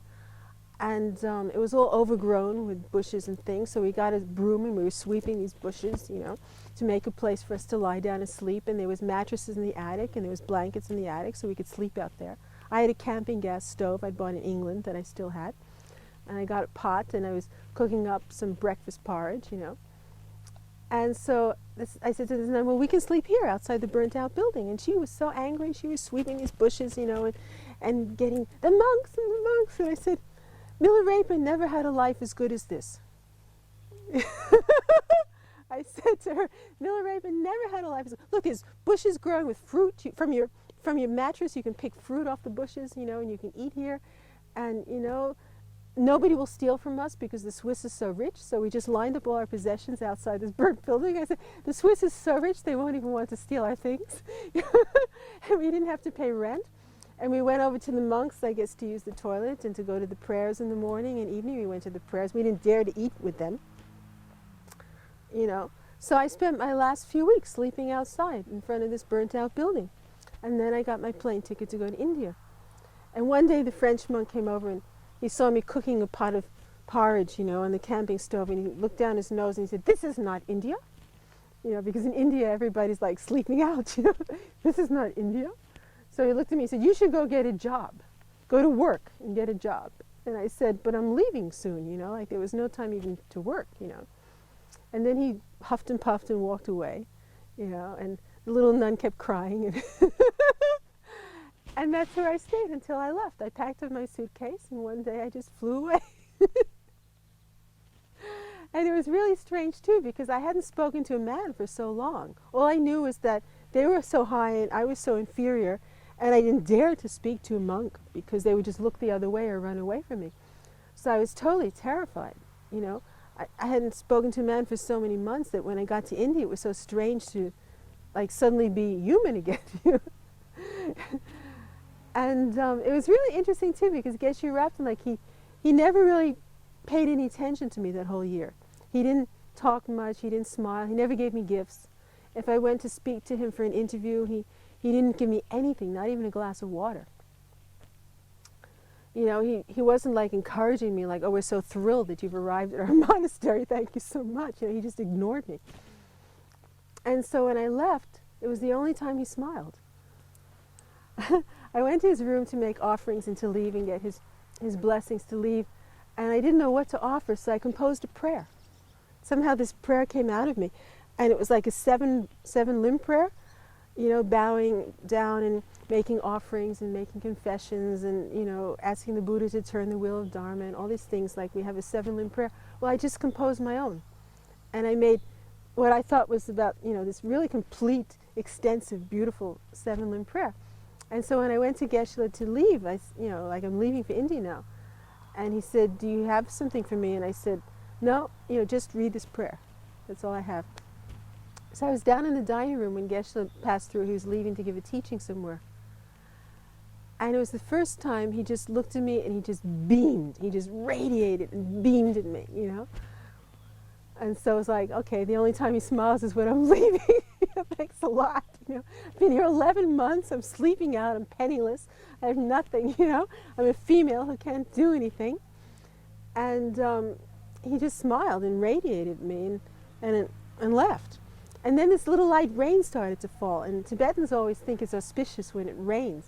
So just as they were about to drive me down to get the train to get to Rome airport, this little rain started to fall, and I thought, oh, maybe this is auspicious, maybe something good will happen in India, you know. So it was 1979, I went back to India and I stayed till maybe 1986. I had about 7 years crossing borders. And I arrived, some people gave me money when they heard I was leaving. People would give like 10 francs and 20 francs and 50 francs. And finally I had enough money for an airplane ticket and a few $100s. So I got back to India with maybe $400 or $600. And then I stayed for 6 years with that. But it ended. It was constantly ending. Like constantly I'd have nothing in India. And so then I thought I'd practice contentment and just be happy with whatever I got. So like if somebody gave me 1 rupee, I had 1 rupee. If somebody gave me 10 rupees, I had 10 rupees. And if somebody gave me a slice of bread, I had a slice of bread. And sometimes the foreigners would leave town to go somewhere else, so I got all their leftover food that they were throwing away. So I lived on people's garbage in India. Like somebody was leaving and they had a piece of butter that they hadn't eaten, and they had some milk powder, and they had a half a loaf of bread, and then I just took it. And that's what I had. So I had buckets, and I had stoves, and I had blankets, and I had everybody's leftover food garbage. And then I just lived like that for years. You know, for a while I had $20 a month to live on. Someone gave me $20 a month. And so I had to pay food and rent and medical and everything with $20 a month. And which basically meant I didn't have any money for food. So I was just living on whatever someone threw away. Or I cooked for myself, and I lived on potatoes and these little breads that cost half a rupee, and potatoes. And I lived on bread and potatoes, which made me fat but not healthy.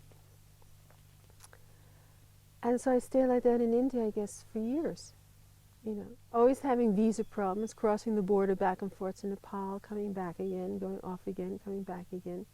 Went to Nepal, went to the mountains. Rinpoche sent me to a place to meditate on a mountain where nobody would give me any food. So for 6 months I was kind of starving. There wasn't any store to buy food in this village.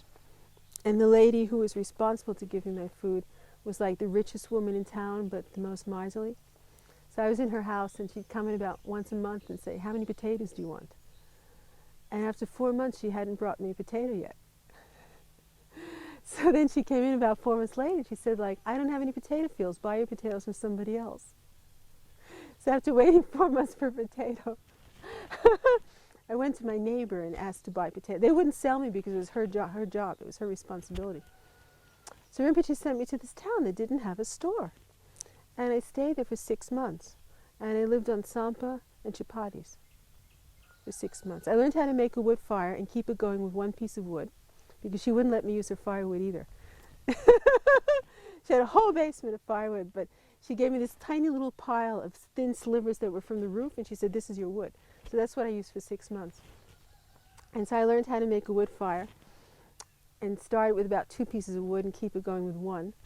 And I cook once in 2 days. And I boil 2 liters of water for a thermos and eat sampa and chapatis and wait for a potato. And I lived like that for 6 months. And then I found another house to live down the mountain and stayed there for a couple of months. And then I got a message telling me to leave from Rinpoche, so I left. But then I got to town, and all the money I had went to pay my visa fee for the Nepalese visa. So then I didn't have any money for food again. So then I was in Kathmandu and I didn't have any food either. So it actually went on like this for years. It was like years and years and years of, many times, like all the money I could gather was just enough to pay for my visa extension. And then I didn't have any money for food. And so I lived on like things that people threw away. You know, chapatis that nobody wanted to eat. Everybody would eat all the vegetables and the rice and the fruits and everything, the salad. And then say, like, I don't like this chapati, you can have it. And there was one time, there was this wealthy man staying in my house at the monastery. And he was having all the food delivered, but I didn't have any money to eat food. So I was eating what I brought down from the mountains, which was some wheat flour and some sampa, and I was trying to eat that. And it was a very strange situation. There was this dog stray dog that used to come around the monastery and came to my house.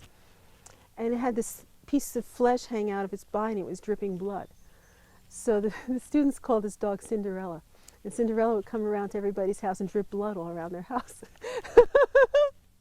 So Cinderella would come to the house, and then this man would come up from downstairs and say, "I don't like these chapatis, you can have it." And the dog and I would line up for his food that he was throwing out. So I thought, well, this is my practice, to be humble. And it was Cinderella dripping blood and me lining up for this man's chapati, which I didn't like anyway because they made it with all this baking powder or something, baking soda. And so it was this disgusting chapati. It was all the food there was. So Cinderella, the dripping blood, dog and me, we'd stand there next to each other. And sometimes the dog got the chapati, sometimes I got the chapati. And the man never thought that he could pay for my meal, even though he's living in my house. So I thought, okay, this is another practice to do.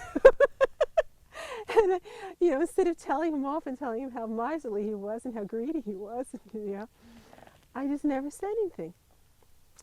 But then he started to eat less one day. He started losing his appetite. He would eat tons of food, eat all this food. One day his appetite started decreasing. So he'd come up and say, "I can't finish this food, you can have it." So then I'd get like his leftover soup or something. And after doing that for some days, he got hepatitis, and that's why his appetite was less. And I was eating the food out of his bowl. But as it turned out, I had immunity because I'd already had hepatitis, so I didn't get it again. So then I got lots of food because they delivered all this food and he couldn't eat it.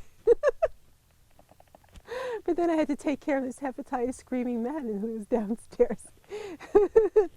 So I thought, well, this, instead of I just thought to practice contentment and be satisfied with whatever I got. Some days Cinderella got the chapati and sometimes I got the chapati and I didn't like it anyway. But he never offered me any of the good food. He only offered me what he didn't like to eat. Like, I don't like the taste of this chapati. Well, I didn't either,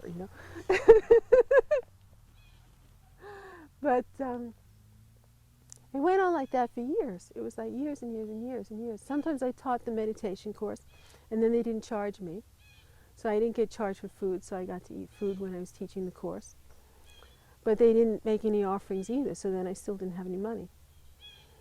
And it just went on like that for years and years and years until I was totally exhausted. 1979 to 89 of having nothing. Sometimes I went around the world with $100.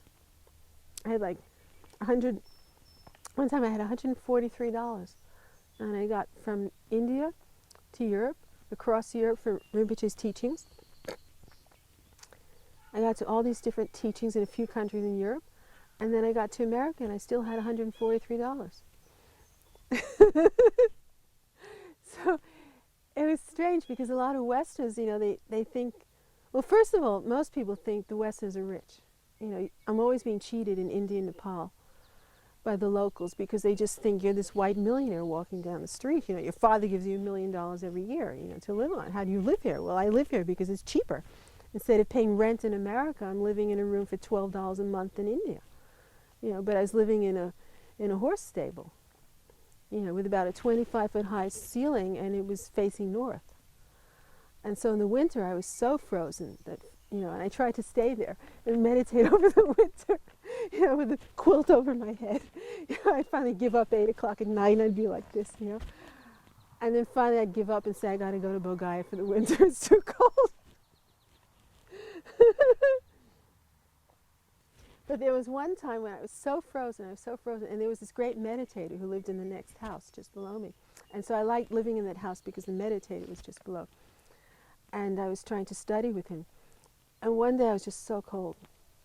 And nobody would loan me a blanket. They wanted to charge me to rent a blanket, but I didn't have enough money to rent a blanket. So one day I was coming home and I met the meditator. And I said, "Oh, I'm so cold. And I came to his house. And he said, "Oh, I have something for you." And he sent for his Western disciple. And she was collecting things to give to the people with leprosy on the street. There were these leprosy beggars on the street. And so she would collect clothing and blankets and things to give to them.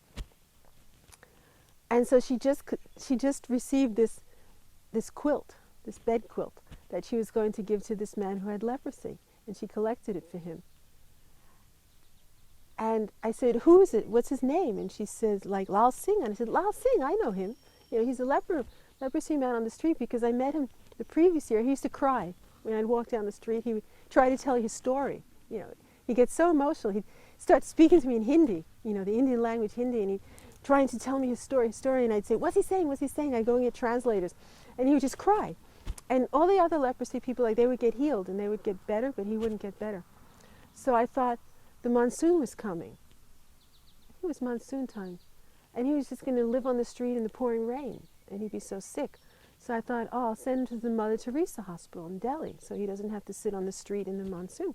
But I didn't have any money. So I went begging for the leprosy man. And I put up signs, you know, asking for donations, and I got enough money for his bus fare, both ways to Delhi, and for some spending money for living there. So I went to Lal Singh, you know, he couldn't walk anymore. His feet were so sore. And I put him on the bus to Delhi with his money, with one of our monks, to like take care of him and get him to the Mother Teresa Hospital. And so months later he came back, and he was looking real healthy and strong, you know. He came back and he looked at me, and again he was just crying. So I said to this woman, you know, who's this blanket, this quilt? And, you know, she says, oh, we got this quilt for this leprosy man, but now he died. And I said, what's his name? And she said, Lal Singh. And I realized that that was the beggar I'd taken care of. So then he died, and I got his quilt to keep me warm. So I thought, here's this karmic connection, like this karma. You take care of this person, and then I was so cold, and somehow the quilt they collected for him got given to me so that I could be warm. So I was like really amazed. You know, they talk about karma, but obviously there was this karmic connection there. So things like that would happen, you know, like you get things that... So I tried, like, for years just to, like, live on the things that nobody wanted and be satisfied. And I thought, okay, this is my practice of satisfaction and contentment. You know, other people were going out to eat beautiful food in fancy restaurants. And, you know, that's what I like to do. But I didn't have the money to do it. And so for years and years and years, I just thought, okay, this is my Dharma practice, you know, because the mind wants the best for oneself. You always want the nicest and the best and the most beautiful and the most delicious and the most comfortable, you know. And I mean, I was so poor that if I went to the tea shop, you know, a cup of tea was 1 rupee and a cup of coffee was 2 rupees, so I never drank coffee. And I was on these second-class trains all the time, you know. I even went third class on reserved in the beginning. You know, then I made it up to second-class trains. And then you always stay in, like, you know, somebody's floor or the cheapest room somewhere, or, you know, when we left for, Rinpoche took me to Singapore, Malaysia in '85 after I'd been crossing the border for 6 years, and I didn't have any money to eat food. So my clothes were complete rags. Like, I didn't have any clothing that was decent. Because I thought, how can I buy new clothes when I don't have any money to eat food? You know? So then Rinpoche somehow, he must have noticed, because he decided I had to get new clothes to go to Singapore. So he told one of the secretaries, give her money to buy robes. So that was in '85, and I was still wearing those robes because they haven't worn out yet. My new clothes are the clothes from 1985, and I was still wearing those. Sometimes the stitching comes out, you know, so you take them to the tailor and he resews them. But I mean, it hasn't fallen into shreds yet, so I figured it was good enough. But I thought, like, this is the practice, because the whole thing is to, if the mind is satisfied and content, then one can be happy no matter what happens. You know, if we don't have satisfaction, we could be in the best hotel in the world or living in $1 million mansion, and we could be eating out of gold plates and, you know, having the best exotic foods every night, and we're never happy. So I thought, this is it, you know, just if I have 1 potato, I have 1 potato. If I have 1 slice of bread, I have a slice of bread. If I have somebody's garbage that they're throwing away, then that's what I have, and just to be satisfied with it. And so I lived like that for years. And I never asked for money. I just let people know that I had nothing. And if they wanted to give, they could give. But I didn't go up to somebody and say, hey, can you give me 100 rupees, you know, or something. I didn't ask for anything, you know. And also when I worked, I didn't earn any money working, you know, working in the Dharma centers and helping. And if I taught a meditation course, you know, the monastery didn't give donations and things. I just got free food and free rent. But I thought this was like the mental training, you know, to have contentment with whatever you have, you know. And slowly, slowly, slowly to work on the selfish mind and the attachment mind and the self-cherishing mind and all our minds of greed and everything. And, you know, sometimes you go to some place and they give you beautiful food and it's like a dream. You know, when we got to Singapore in '85 and they took us to these vegetarian restaurants where they order about 25 dishes and everything's perfect and it all comes around on this table and everybody's taking with their chopsticks all this perfect food. I hadn't seen this thing in India, never. You know, it was like, people live like this every day. You know, like it's normal. A normal person lives like this every day. It was like, I looked at this and I said, wow, I didn't use up my good karma living in India. I couldn't believe how people were living in Singapore and it was normal. You know, it was like I was eating like a slice of white bread that nobody wanted and some leftover potato or something and, you know, some piece of vegetable that somebody threw away or something like that, and trying to figure like this is good enough and I don't want better and I don't want more. Because that's our whole problem, is wanting more and wanting better, never being satisfied, never being content. We had a teaching program in Bodh in the mid-'80s and all the Western monks and nuns came and all the Westerners, and our cook came from Nepal and made beautiful food, like, you know, much better than I ever eat. A few vegetable dishes and the rice and the dal and the chapatis and the breads and cakes, and I thought the food was so beautiful. I was in heaven, you know. And then the monks and nuns who'd come from the Western countries, from Italy and from Europe and from America, they thought the food was disgusting and they went out to the restaurants. They couldn't even eat it. They said, oh, this is disgusting. I have to go out to the restaurants. And I was like, what? You know, it was the best food I'd seen in like 10 years. So, you know, it's really just what the mind is doing. It's not from the object. You know, it's how you're perceiving the object. And if the mind's, you know, even some of our students, they found it so disgusting in Bodh at this teaching program. It was like boring. You know, it wasn't exciting enough. So they left and went to the beach. They went to South India to go to the beach, and because the teachings were too boring. And I was like, I was in paradise. We had this fantastic, highly realized Lama giving incredible teachings. You know, and the food was fabulous. The place was gorgeous. You have the Bodh Gaya Stupa. You have the holiest place. You have the Bodhi tree. You have everything. And people left to go to the beach because they weren't satisfied. And I thought, how could they do that? I mean, you know, but I guess it also comes down to, like, well, first of all, appreciating the value of the teachings that we're receiving. You know, I mean, it's so rare and precious to receive teachings from highly realized masters and gurus. And to be in a holy place where the 1,000 Buddhas of this eon attain enlightenment and Bodh Gaya is like the holiest place you can imagine. And to be with our teachers there and you have such incredible, rare, precious opportunity to study and to learn and to practice. Like, how could you leave that and think you want to lie on the beach and get a suntan? You know, I mean, that to me is one form of renunciation. I mean, I don't know what renunciation is, but, you know, somehow giving up the happiness of this life, the happiness of all these sense enjoyments, which actually is just some momentary pleasant feeling when I analyze it. You know, you put the food in here and you get something called delicious taste. And then you swallow and you put in another spoon of delicious taste, which you experience for some seconds. You know, and you keep doing it. And that's all it is. Like all this work, you know, to cook meals for hundreds of hours and thousands of hours and special delicacies and everything just to have a delicious taste which keeps the body running like putting gasoline in a car, you know. After I left the monastery and went back to India, Geshe Rapton became full-time abbot there. He was abbot of 2 monasteries at the same time. The monastery in Recon, Switzerland for the Tibetans, and the monastery in the French part of Switzerland for the Western Sangha.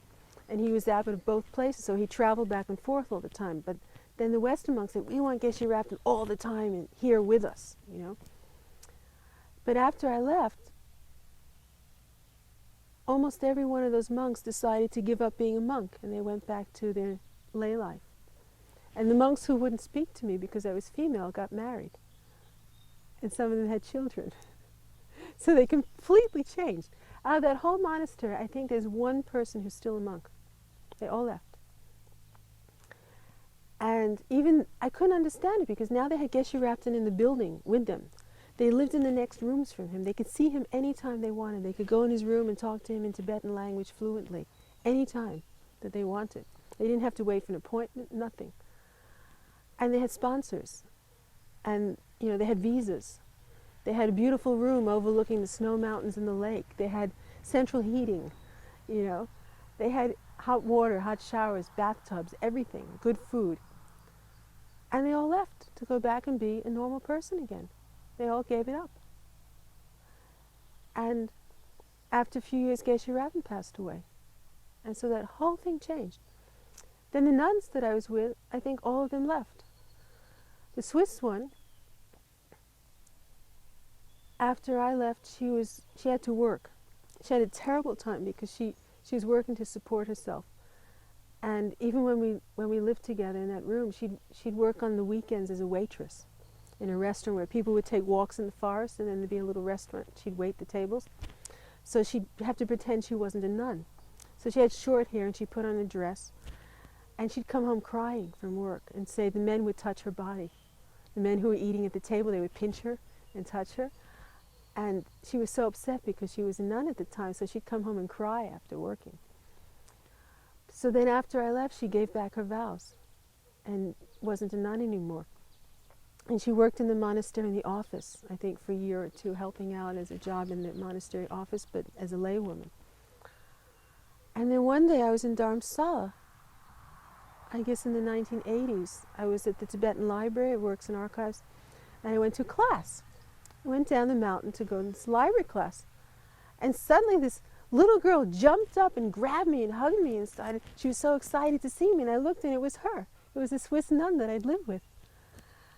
And here she was, she'd taken herself to India finally after all these years, and she decided she wanted to start again from the beginning. She said she wanted, like she'd learned all these high philosophical subjects, and she said now she wanted to go back to the beginning. And so she went to these beginners' library classes in Dharamsala, traveled around India, went to, I think, to Bodh maybe, in the monasteries in South India. Yeah, she went to Bodh I think, in the monasteries in South India. And she met an Indian man and married him and got some babies.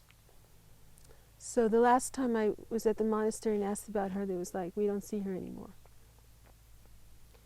And the little American nun, she also gave back her vows after I left. I don't know, she was sleeping outside the house, the burnt out building, and then I didn't hear from her for years. And she left and went back to America. She found a Nyingmapa teacher. She learned Tibetan. In those days she couldn't get the Tibetan words out of her mouth. She couldn't do the pronunciation. She learned Tibetan fluently, and she can be a translator now. And she's a little Nyingmapa translator, fluent in Tibetan. But I never heard from her again. And one day, I think it was maybe 1991, when we were having a teaching program in Bodh we had this whole teaching program with Lama Zopa Rinpoche and all these high teachers in Bodh. And so one day I was walking around the stupa and I was under the Bodhi tree in Bodh. It was probably 1991. And some woman walked up to me under the Bodhi tree and said, I know you. And I said, who are you? And she said, we lived together in Switzerland. I hadn't seen her for like 11 years. And she recognized me, and there we were standing under the Bodhi tree. And she'd gone to India to travel around, and she was fluent in Tibetan, and she had this Nyingmapa teacher. And the old German lady showed up in India years later. She was on a pilgrimage tour with this High Lama who takes all the disciples with him. And she had a house in Italy. So she'd gone back to her house in Italy, and she'd done a 3-year retreat in her house in Italy, this old lady. But by the time she finished it, she hated her meditation cushion and couldn't stand to look at it anymore. She just wanted to get out into the world and be with people and serve people or do something. So she started traveling around. She hooked up with this High Lama who does all these pilgrimage tours, and she was traveling around with him. And there she was in Bodh, this pilgrimage tour, telling me how she'd already done her 3-year retreat. Her teacher had died. Her main teacher had passed away. And I heard since then that she gave up her nun's vows. But she was, really old by then, maybe in her 70s or 80s. And she gave up her vows. So the only thing that's left of that monastery is maybe one monk. It was really strange. And what I couldn't understand was they had all the conditions for practice. They didn't have to have a job. They didn't have to work. You know, you paid about $4 a day for food and rent in the monastery, and Geshe-Rabben found a sponsor for each monk. So each one had a person who gave them enough money and then for pocket money. They had a student visa to live in Switzerland. They had all the subjects, all the philosophical subjects. They had their teacher in the building. They had other teachers teaching the Tibetan language and all the subjects. They had comfortable, good rooms. They had a beautiful view. They were on a beautiful mountainside. They had good food. They were healthy. They had everything that I always wanted to have to practice Dharma. You know, I was in India with like no visa, no money, no food, no rent. You know, a teacher that I never see who's always on a world tour. No Tibetan language, you know, nothing. Sick all the time, you know, with dysentery and diarrhea and amoebic dysentery and bacterial and giardia and hepatitis and worms and tapeworms and every kind, you know, digestive problems, all kinds of things, you know. That I was always weak and sick and no money to eat except like some bread and potatoes and garbage. And yet these monks had everything that you would think a person needs to practice Dharma. So I look at them like, here's this perfect monastery, this perfect place where you had all the conditions. Why did they leave? Because they all left the monastery. None of them are there anymore. They all left. Why did they leave? Why didn't it succeed? Why did it fail? Because that was really like the first monastery in the West. And we were the first nunnery in the West for 1 month until we were evicted. You know, and why did it fail? Because these people had everything, including their guru in the building. And yet each of these monks would come and say, Geshe-la, I want to go back and have a normal life. I want to get a job. I want this, I want that. And then you look at them now, and so many of them are married and have a family. You know, and I used to wonder, like, why didn't it work? But there was another aspect of that place, that there wasn't any warmth. You went into the place and you didn't feel love. You didn't feel warmth. You felt like you'd entered a refrigerator. You know, you walked in the building and everybody looked the other way. This female body has entered the building. You know, instead of like, hello, how are you? Let's sit down, sit next to me, have a cup of tea. Talk about, I'd sit next to a monk at the dining table and he was looking the other way, you know, because I was female. And I was very aware of it. Like, I slept fully dressed every night in the women's dormitory. I wore all my robes so that in case I had to go to the toilet during the night and I met a monk in the hallway, I was fully dressed. You know? And we were polite. We took care of them. We served them. We helped them as much as we could. And I guess, again, it's this aspect of dissatisfied mind. Because they had everything and they weren't happy. They were not happy, you know. And I think it's because it's so cold. It's not like a family. You don't have family, you don't have friends, you have all these people who are trying to be renounced. You know, you must be renounced. Grow your hair long. Don't go sleeveless on the street. The Swiss people won't like it. You have to wear sleeves on the street. You have to wear lay clothes on the street because the Swiss people will react. They won't like you wearing monks' robes on the street, you know. And there wasn't any of this warm family feeling that you would think you would have in a Mahayana monastery.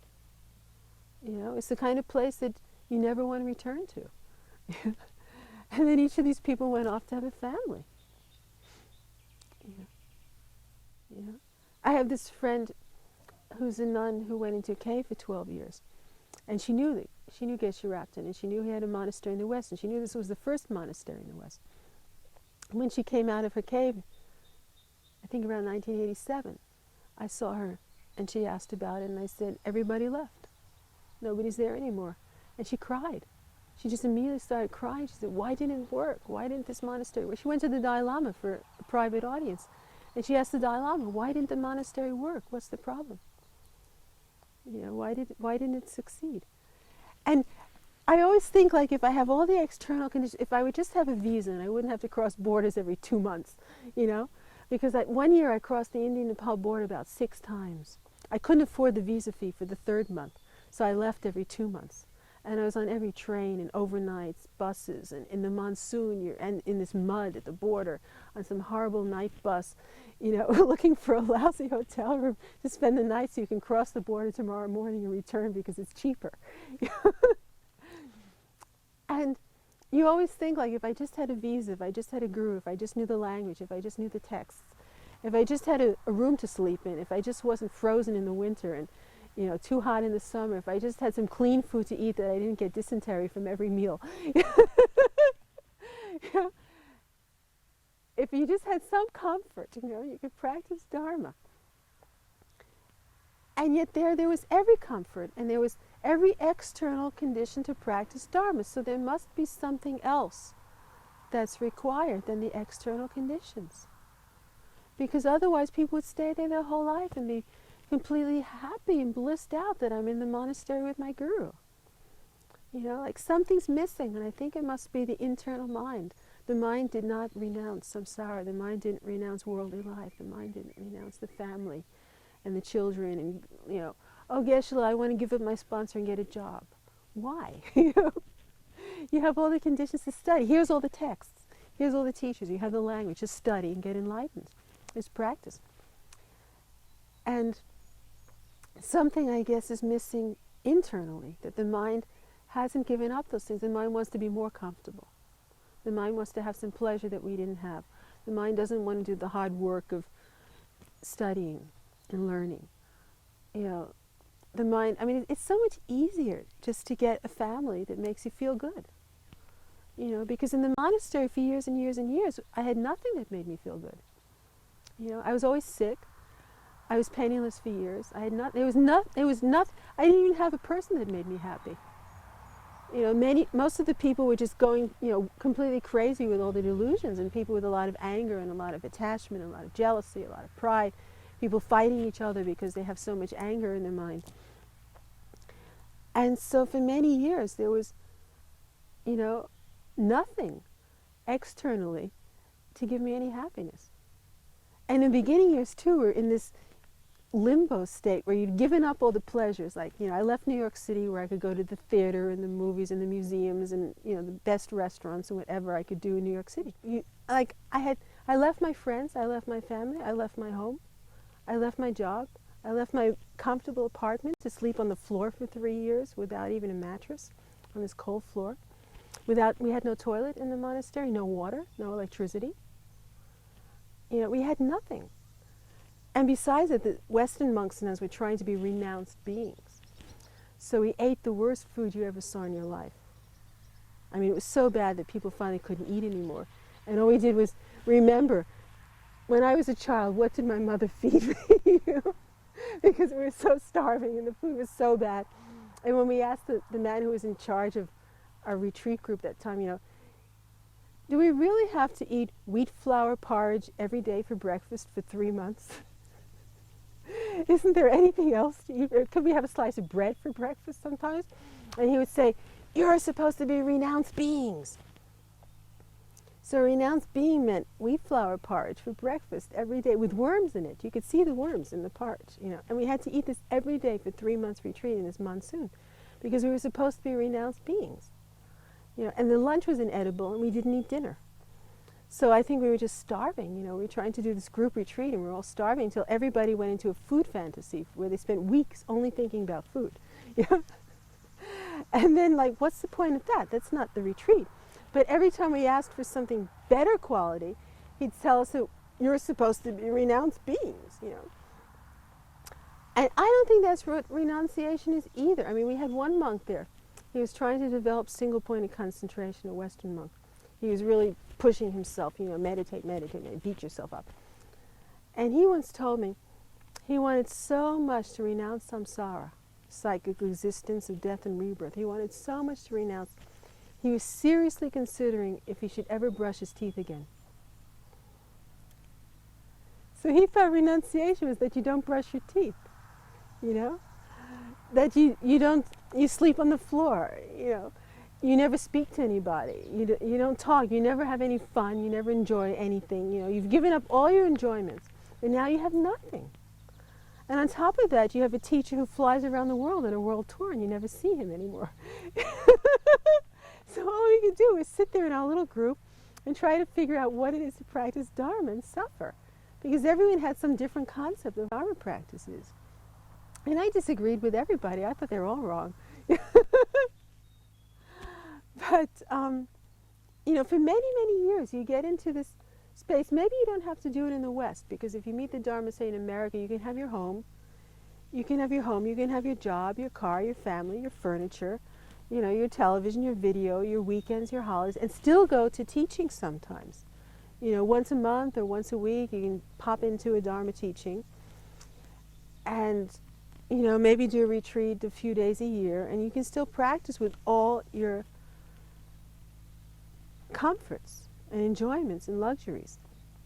But we were at the other end of the world, and in Kathmandu, where, you know, before it became foreign goods and delicious food, there was like nothing there. And there was this group of Westerners that all left their home. We had no home, we had no family, we had no friends, you know, and we were trying to figure out, how do we practice Dharma and what do we do? And for years, I think, we're in this situation where you left all your pleasures of the life, and you haven't found any new pleasures yet. You haven't yet found the mental happiness. You have no mental happiness. All you have is lots of afflictions, emotions, delusions arising day and night, and you have nothing externally to give you happiness or comfort. And so you're kind of in this intermediate state. You know, you've left behind the happiness that you had for the first part of your life, and you haven't found the happiness that's a spiritual happiness yet. There's no spiritual peace in the mind. So a lot of people leave. A lot of people just drop out. They can't take it anymore. It's like, forget this, I'm getting married, you know, or I'm going back to my drugs. You know, why should I sit here beating my brain, you know, trying to meditate when I can just take some drugs and feel good?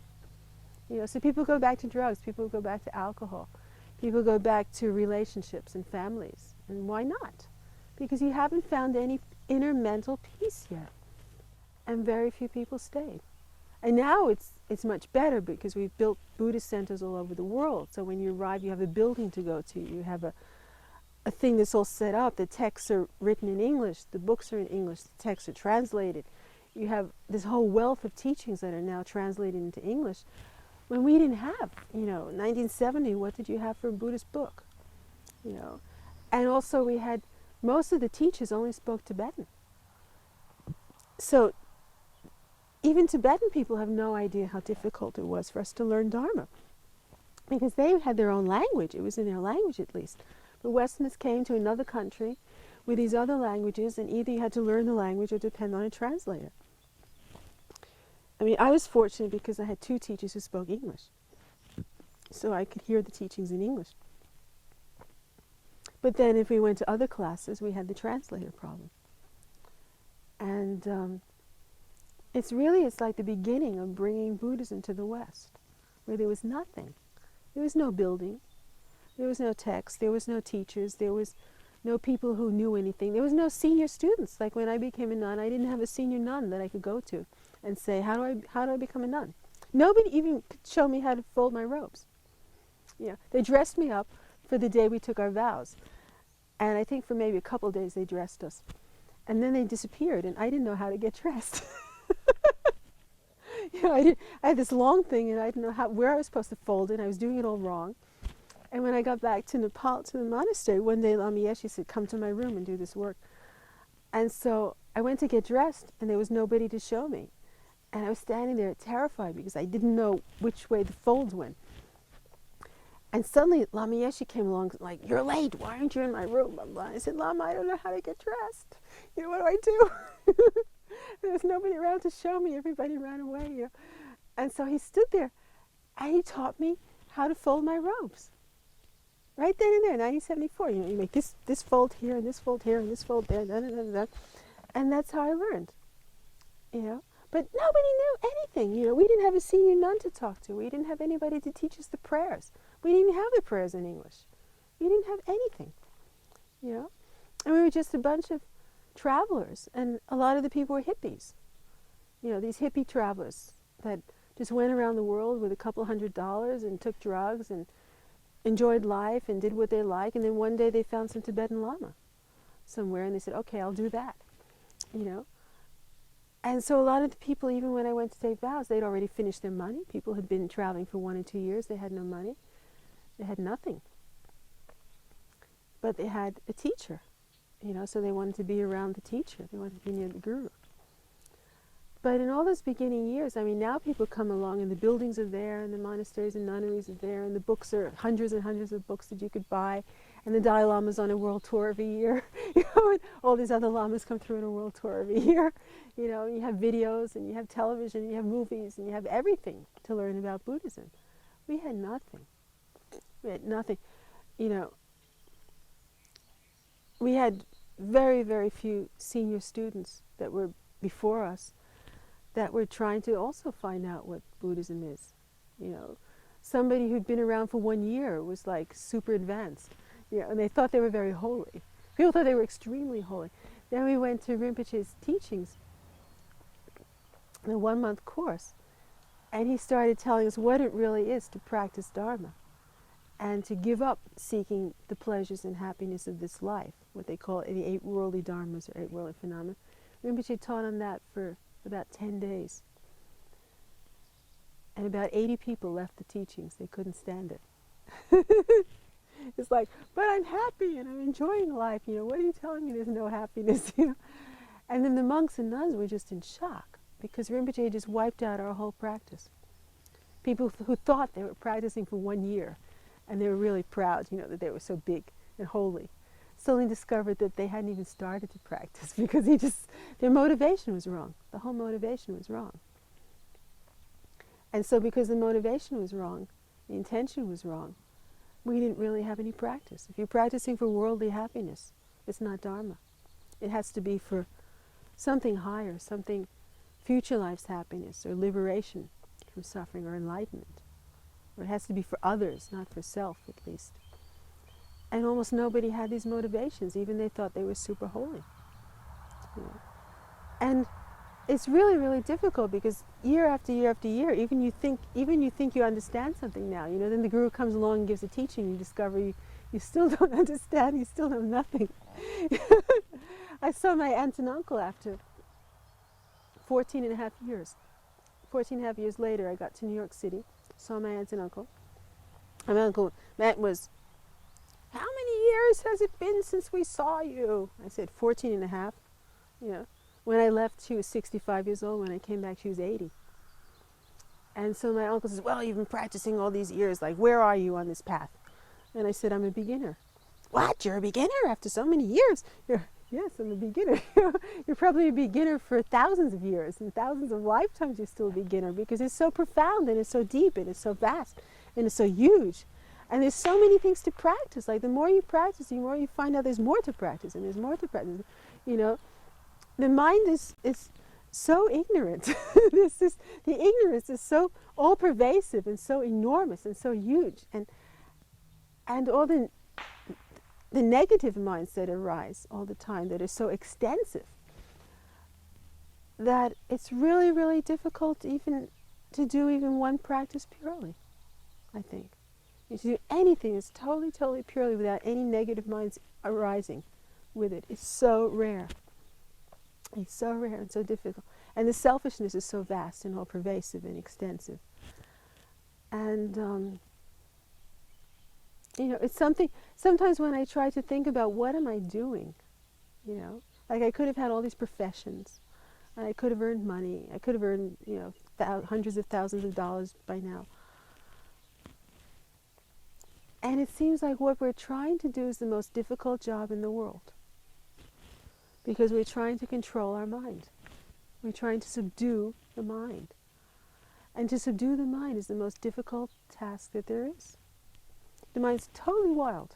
Completely. You put it here and it runs away, and you put it there and it runs away, and you try to overcome some kind of attachment or aversion or something, and it runs away and it's still there, and you can fight against these negative minds for years and years and years, and it's still there.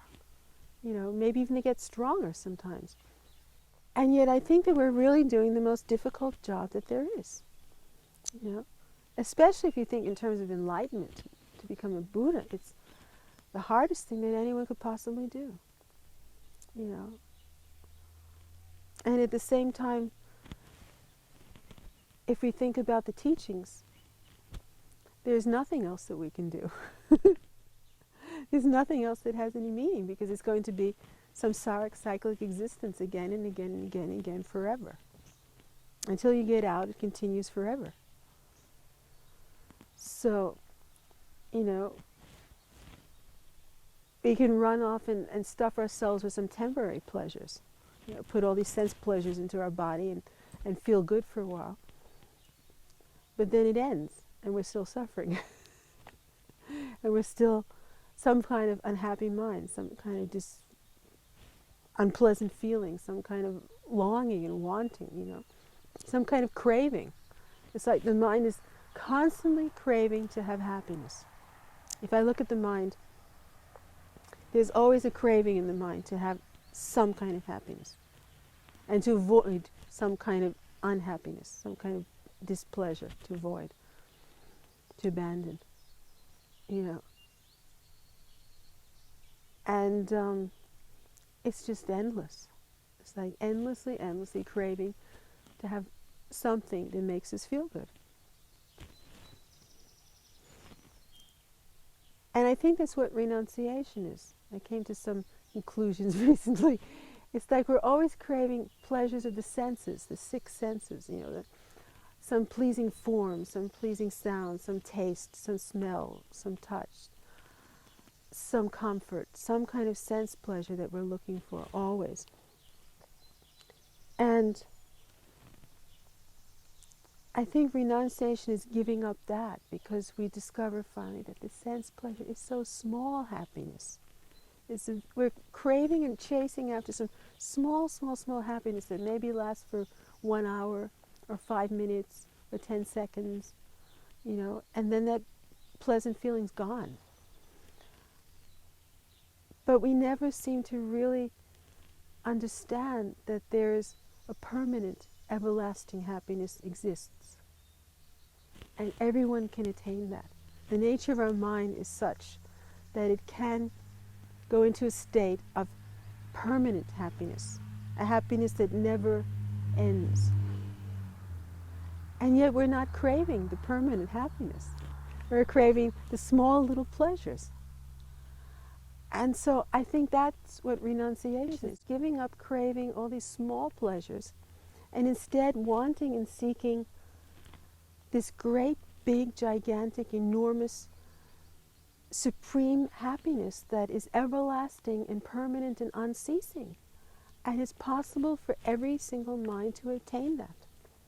Every mind has the potential to attain this permanent, everlasting, great bliss, which is the greatest happiness that is possible ever to experience.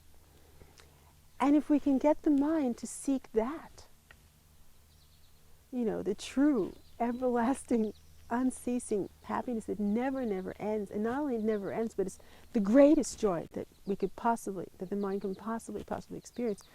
And when we can set ourselves towards desiring that and seeking that and wanting that and giving up all these little, by comparison, these small pleasures are nothing. And so we stop craving all these small, temporary sense pleasures. And that's what I think renunciation is. It's not giving up brushing your teeth. It's not eating a bowl of disgusting food so that you won't arise desire for delicious taste.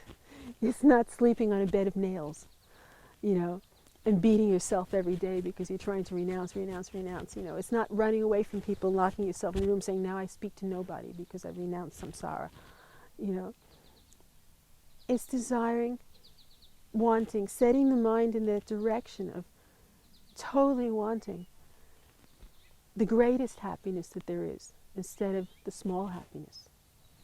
So I think it's renouncing the small happiness.